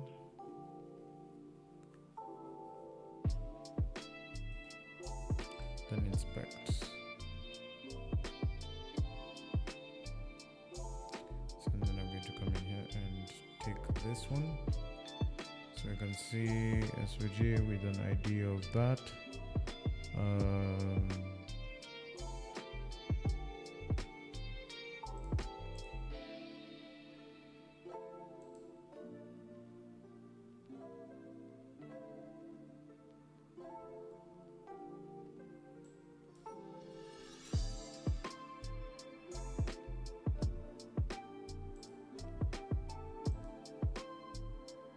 Apex charts. So it's going to be using Apex charts. So I'll just drag the whole charts formula here. I've already copied it, so and I'll just go to public.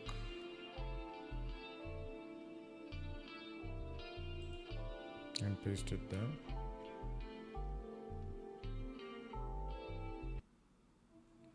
And then import it into my app.play.php.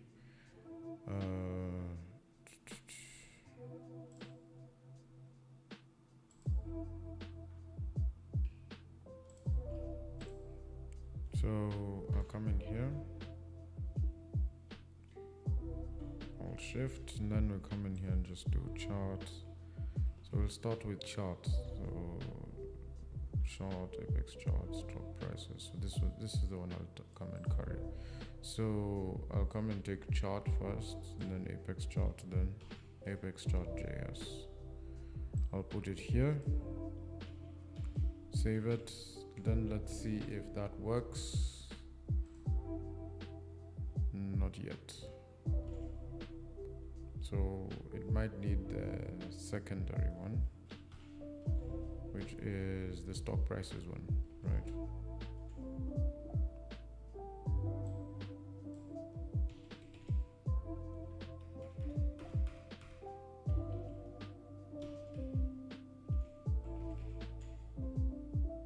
Nothing yet.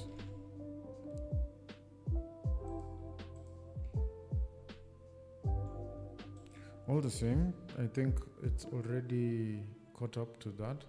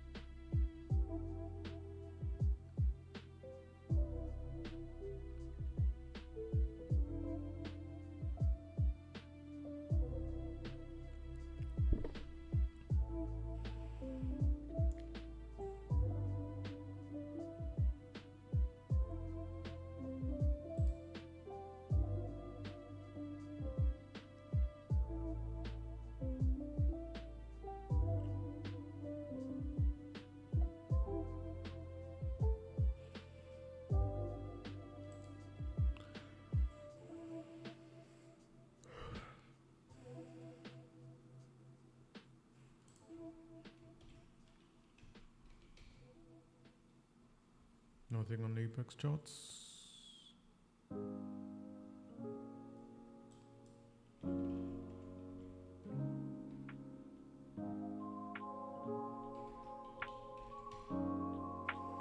Nothing on apex charts, nothing on apex charts there, nothing on apex charts here, and nothing on apex charts anywhere, really.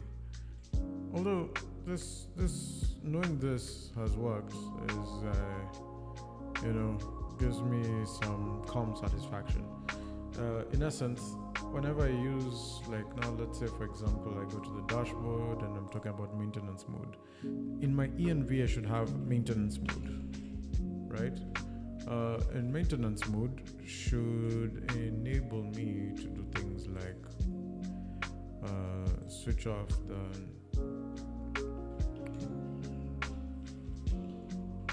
let me just demonstrate actually. So maintenance mode. If I go to my middleware, we have not even middleware really. I think routes. I think it was in routes. I think I set this up in routes. Yeah, if this is it. If env maintenance mode route get that, return view errors maintenance. So this is it. This is what I need. So when I come to, like, let's say for example the routes of Olunana, I have this home, right? This home view. Now in this home view, before we even go and open it, we have to check if this app is in maintenance mode. So I'm just going to come in here and do a test of it now.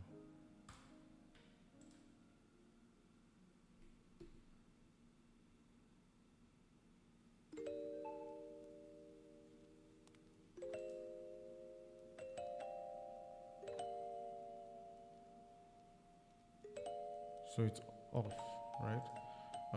If I come to do olunana.test,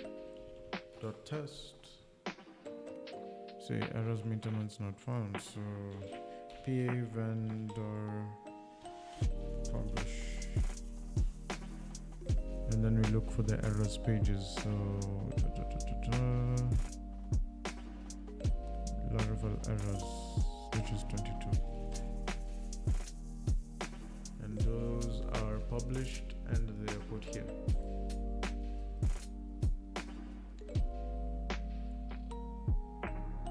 So errors maintenance. So I need to create one for maintenance.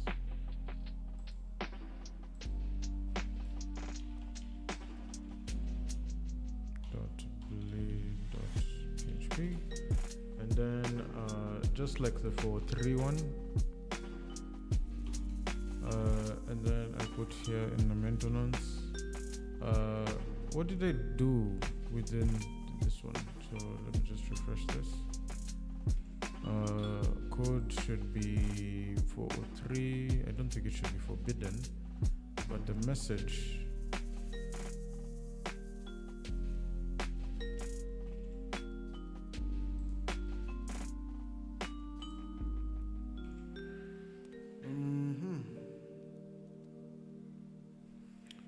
should be running a bit different actually, because see, maintenance mode has become true whenever I clicked that button. So if I come and click this button again,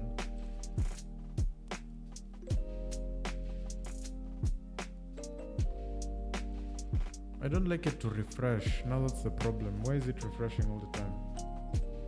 Yo, Kwame, I see you. Welcome. Come and learn some code, bana. Come and learn some code. So it's working. Yeah, so the maintenance mode situation is okay. I think that's fine. What I'll just come and do here. Man. I don't understand why it's refreshing though. Total.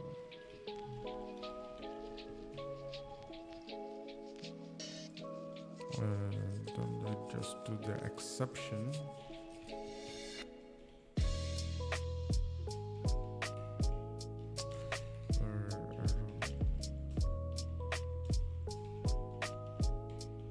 Status code for maintenance, yeah.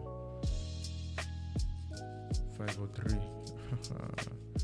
I should actually be doing 503 service unavailable instead of doing maintenance. So I'll just do errors 503. So that once this is switched on, emit is not available as a function. So this emit done should be this dispatch with a success message.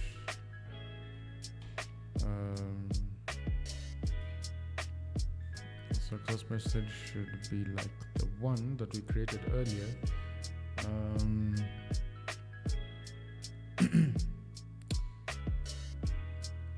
This is it. Successfully save the mail settings, so something like this, but this one should be successfully turned maintenance mode. Then I'll space it and then I'll put this. So if maintenance mode now has been turned to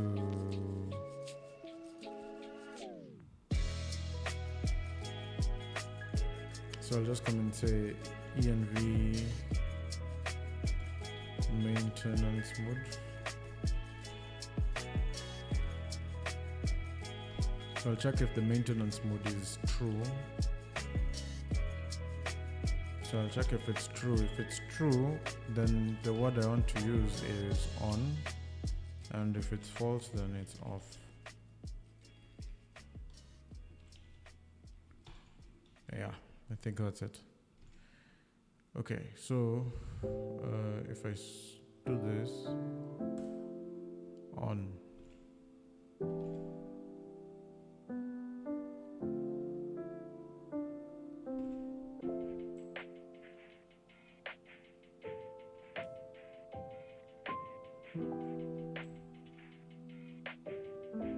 It should give this entire message. I don't know why it's not giving the entire message.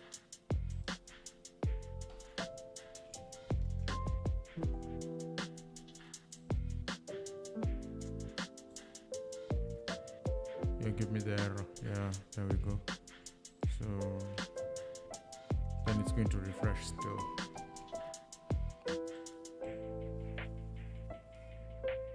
Which I essentially just don't get. Why does it keep on refreshing? Okay, refresh this page. It's on. But stop refreshing. Man. And to think we're almost there anyway. Let's see what the console says in terms of getting things in order. So unexpected token at there. Please show me the error.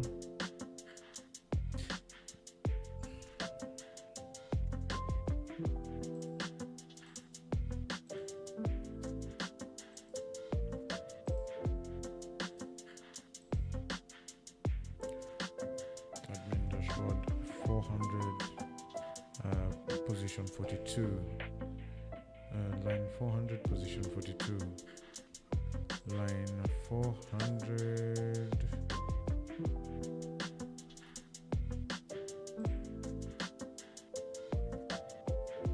No, it's not this one. So it's just number line 42.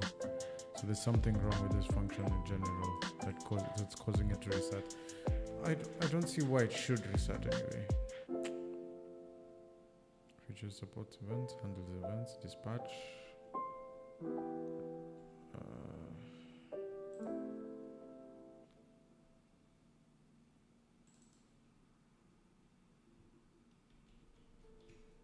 Dispatch. Okay, I think we're good. I think we're good.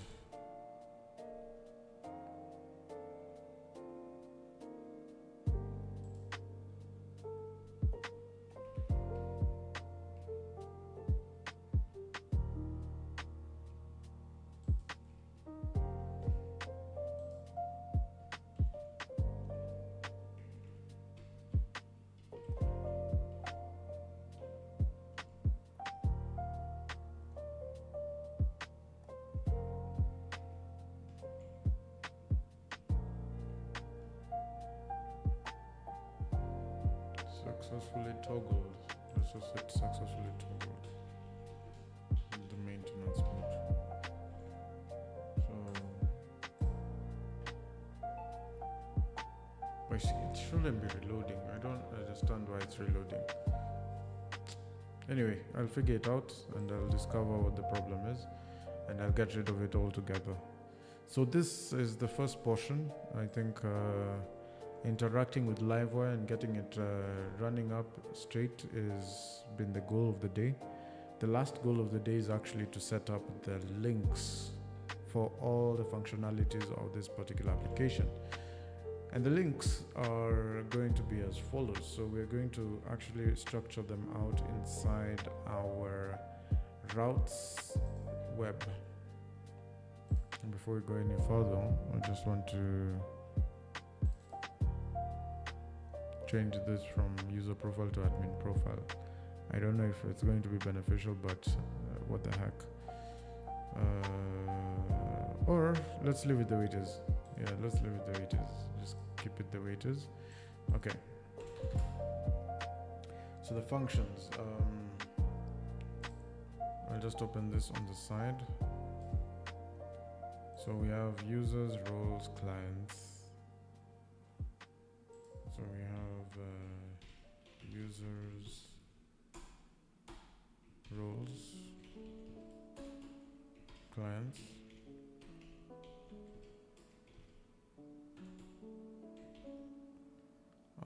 event types,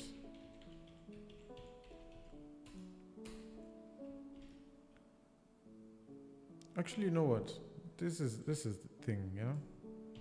I'm going to come in here, take this and use it in ChatGPT. Let's use ChatGPT now. This is how I use ChatGPT for coding. This is how I use ChatGPT for coding. Let's go. Okay, so I'll come in here, I'll paste this, and then I'll say the above are a list of components generated for my Laravel Livewire application, and I need them grouped in routes such as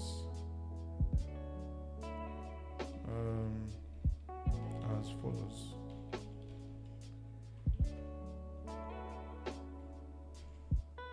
And then I'll just do an example for the users, and then I'll come and do route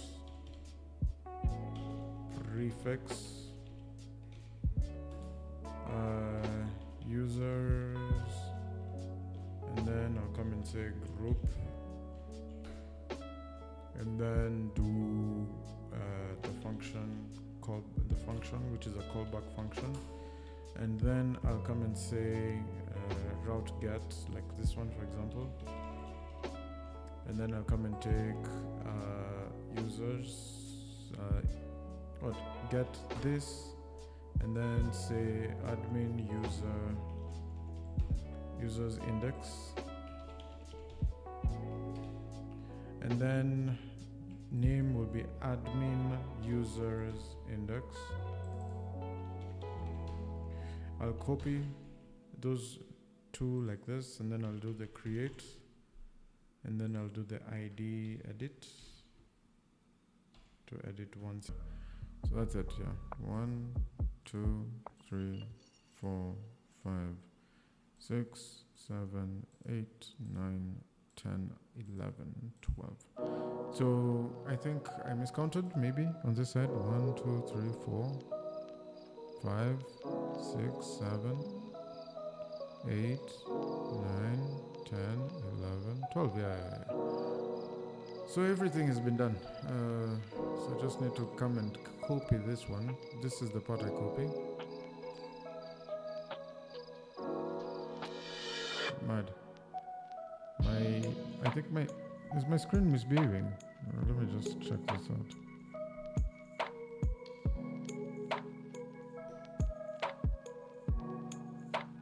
Must be misbehaving right now.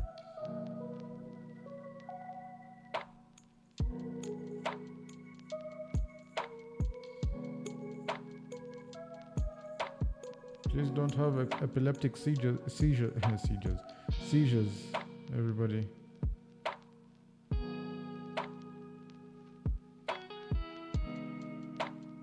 Yeah, it's misbehaving. What I'll do,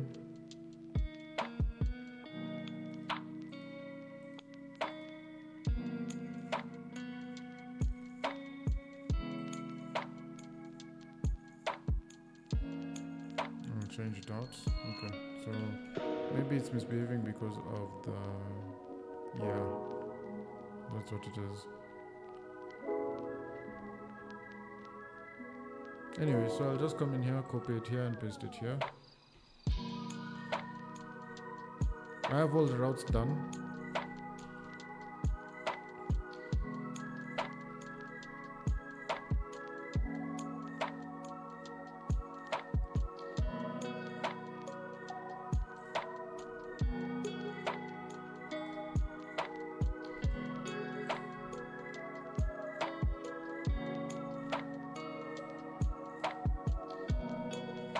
Let's do that again, eh? Oh, it's actually behaving well now. So let's try again.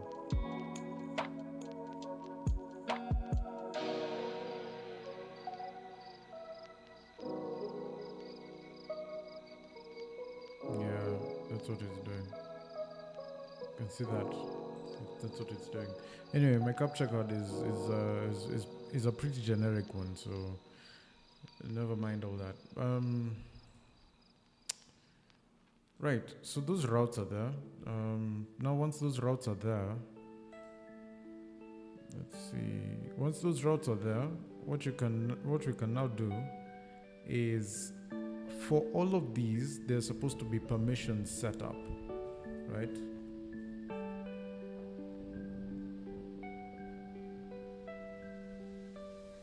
So let's use ChatGPT again, yeah?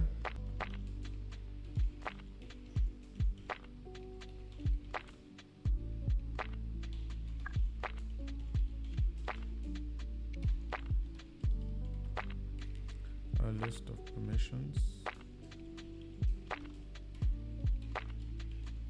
Right? So this is what I'm asking chat. Let me actually pull this aside. Let me pull this aside actually. So this is what I'm asking chat, yeah? So for that list I gave earlier, please give me a list of permissions. Then I'll say EG, and then I'll colon, and then start here. And then I'll come and say,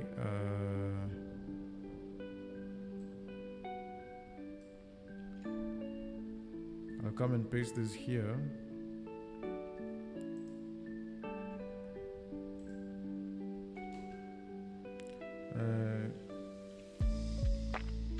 So it's create, read, update, delete. So read users.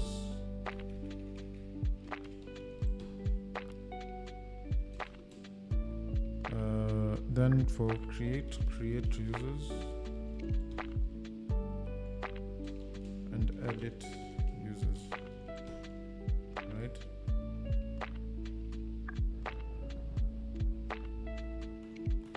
And also add onto the list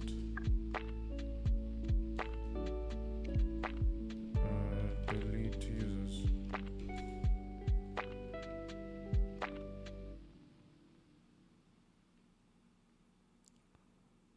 Okay, it's doing it right. It's doing it right. It's not doing it right completely, but it's doing it okay. Because all I just want now is just the end.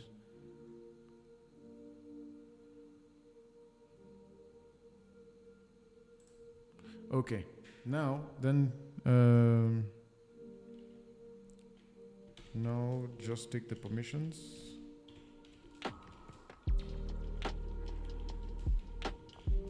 And without the PA command. Yes, yes, yes, yes. Add, create, read, update, delete. So add, approve comments on this list.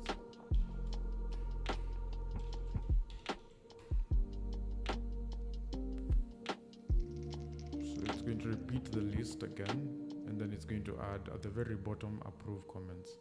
Yeah, and then now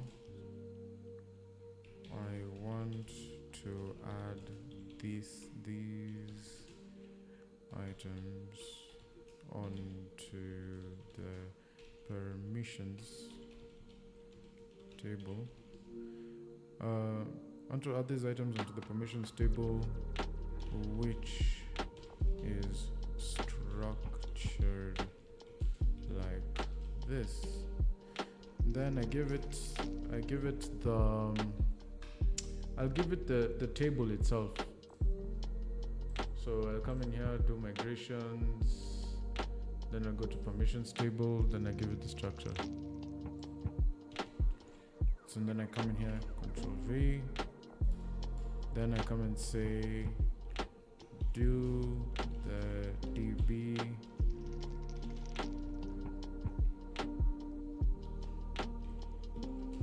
table function way of uploading these permissions.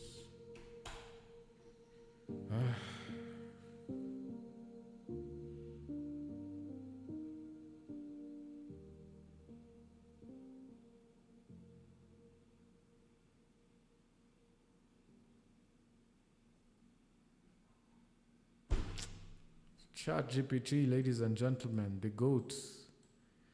The goats. I wouldn't have had to do all this like that, just that. And then I need to import the DB library, and that's it. Woo. Strong. Right, now, if I did PAMFS, it's a short command for PHP artisan migrate fresh seed. If I did that, all the permissions have already been uploaded, right? If you don't believe me, check this out, yeah? Check this out.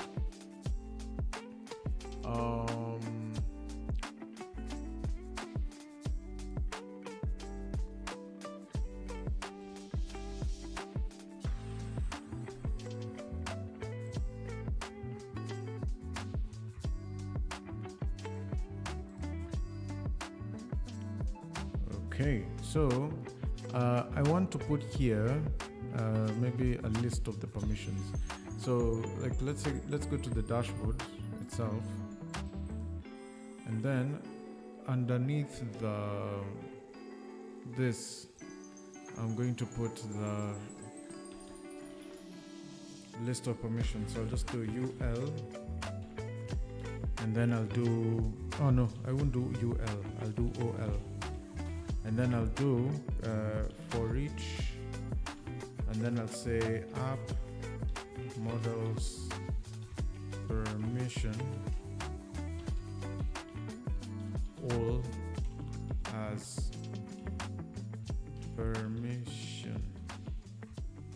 Then I'll come in here and just do LI, and then permission title. Save that, and then let it reload, and all the permissions are there. So you can see just there, all 46 of them. So all of these are the permissions that we're going to be working with. Excellent stuff.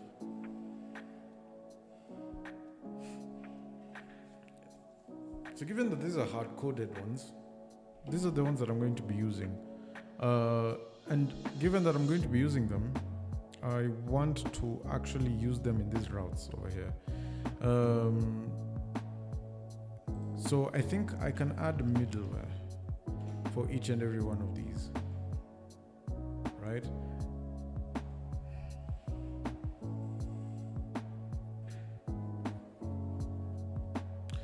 Now, for me to add that kind of middleware, I need to actually now go back to one of my other projects, which was, I think it was on GitHub, definitely. So I'm just going to go back to GitHub.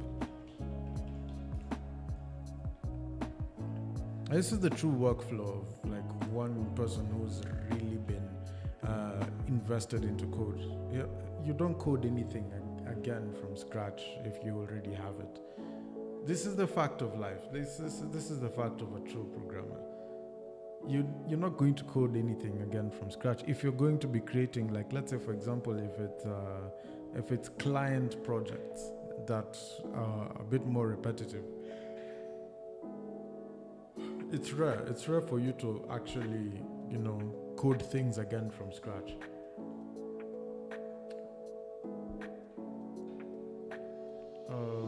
Let's see, I think it was this one. It must have been this one, because there's a middleware that I'm looking for.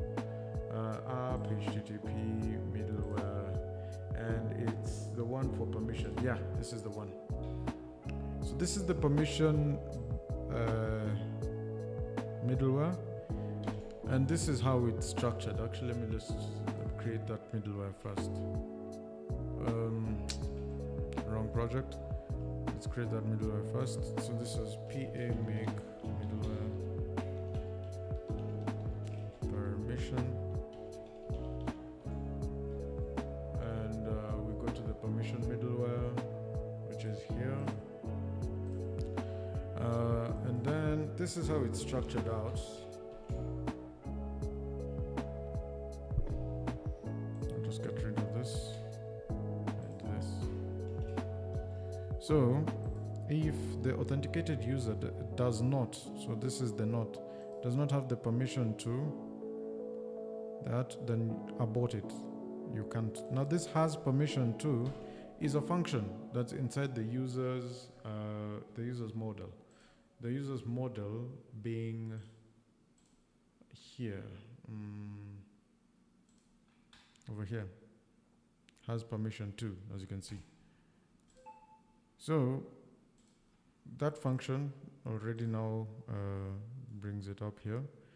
And I think I should have done this. I should have pasted the entire function like that. So you have to pass in the permission for you to actually check for that permission if it's actually allocated for that user. Then if it's not, then abort. But if it is, then you just return the next request. That's how middlewares work. So this is essentially what I did in that particular project. If I come to my routes, and then I go to web, so you can see I set up the middleware like so. Permission to read suppliers, and instead of, like, if you have the permission to read suppliers, then you can also open all these other pages. But now there's also the perspective of creating and updating and deleting as well. So this is essentially what I will do. I will set the middleware in each and every one of these individual components. So, like, say for example this one, users, and then another thing that I need to do to enable this to really kick in is for all the permissions,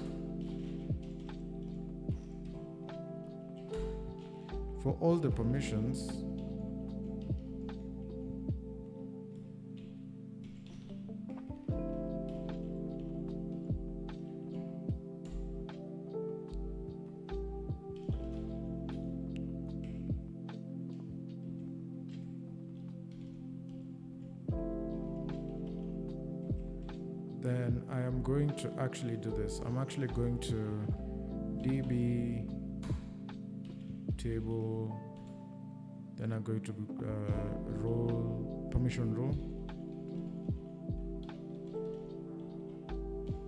insert, and then I do permission ID, then I'll set it to be permission ID, while I do the role ID to be 1. That way, the administrator has access to every single thing. The super administrator has access to everything. Will I call him super administrator or just call him administrator? Let's call him super administrator. So I'll just go to roles, and instead of administrator, I'll call it super administrator. And you can create other roles in the system depending on whatever it is that you want to add into the system. So yeah, that is how that will be done. And then of course timestamps. So super administrator. There was this one for the permissions, so I created that and updated that.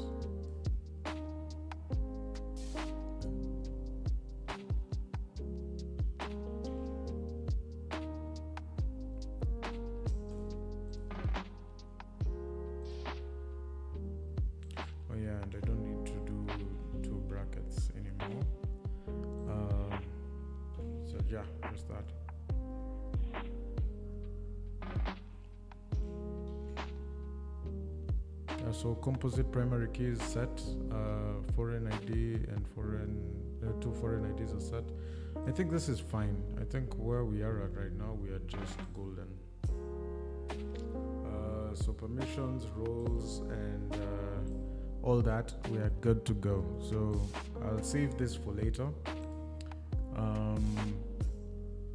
As we continue doing the routes, actually, the routes are the next thing. So an example of what I would do is I'll come in here and set middleware, right? And then I'll come in here and say,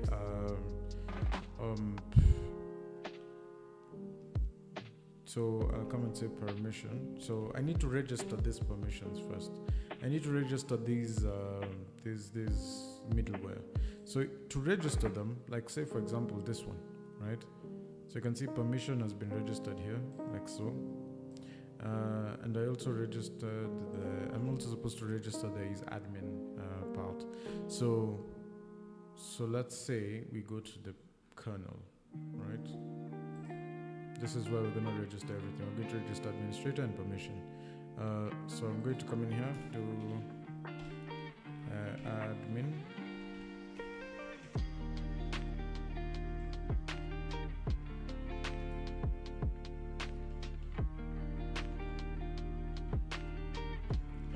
So once I set admin, I'm just going to come in here and say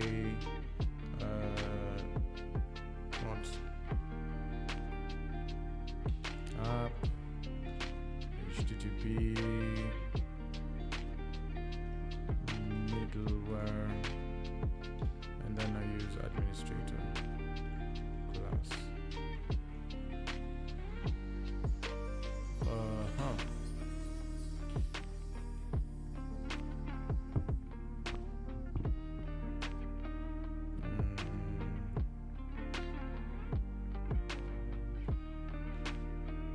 I think we're good so far. I think everything. Time has really flown. Time has surely flown. This is insane. Okay, and then we finish it off with permission. Actually, we should have just done this, and then we do that. So permission, and then we come in here and do permission. And clearly we're done. I think everything is good with the kernel. So if I was to come to here and then I'll say permission, then I'll do can or create users, right? Or read users, right? If the permission was read users, and I was to do that, so I come in here and say admin users, and you can see it's saying contains is a bit of a problem there. So so a call to member function contains on null. Let's do this here. PAMFS again. Right, we've done that. We log in. This is to end the stream.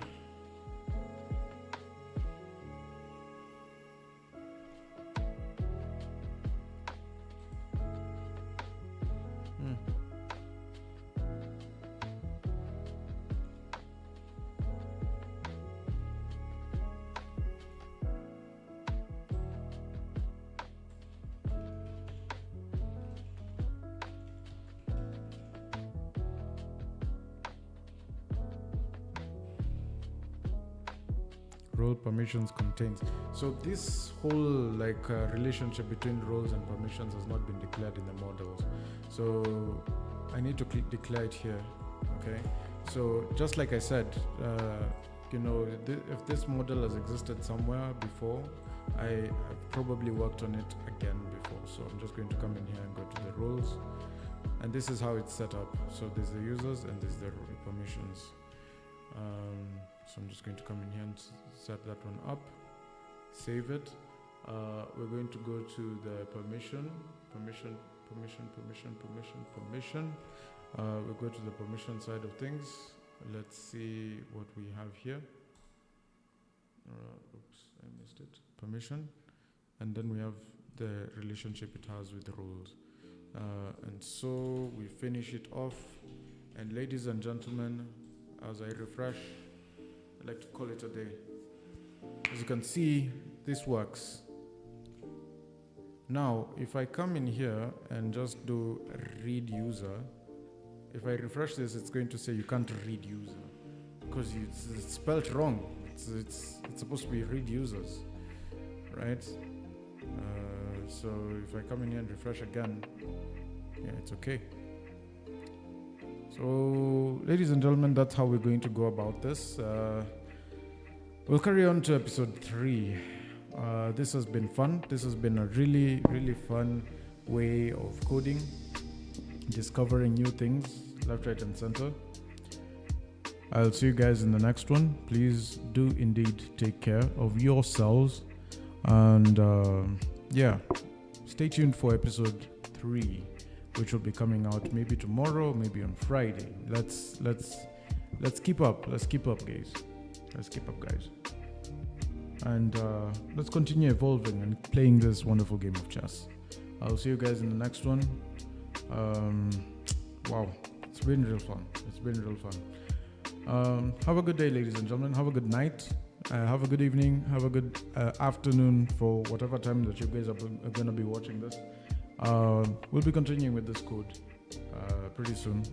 Please do indeed take care of yourselves. And as always, I'll talk to you guys pretty soon.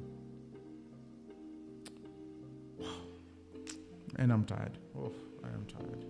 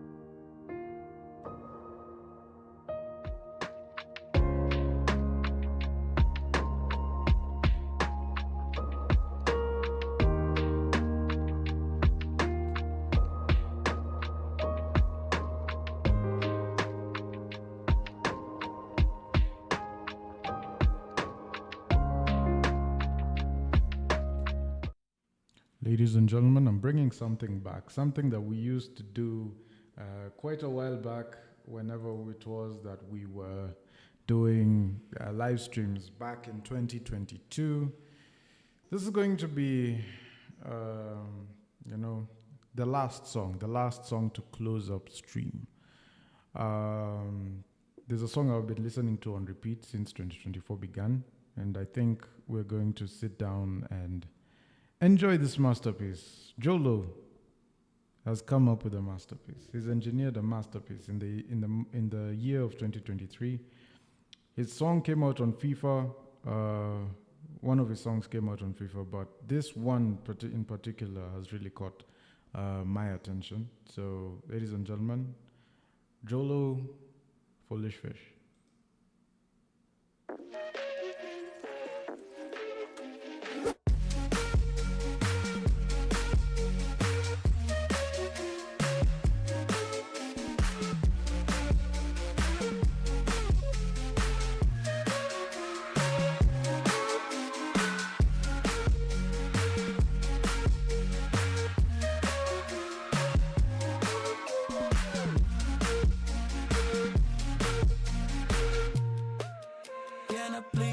Spaceship,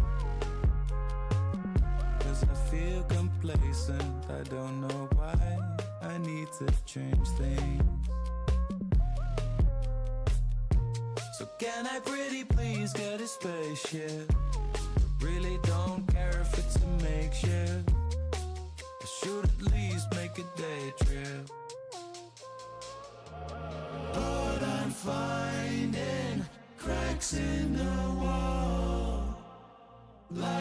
strikes us all. Lightning strikes us all.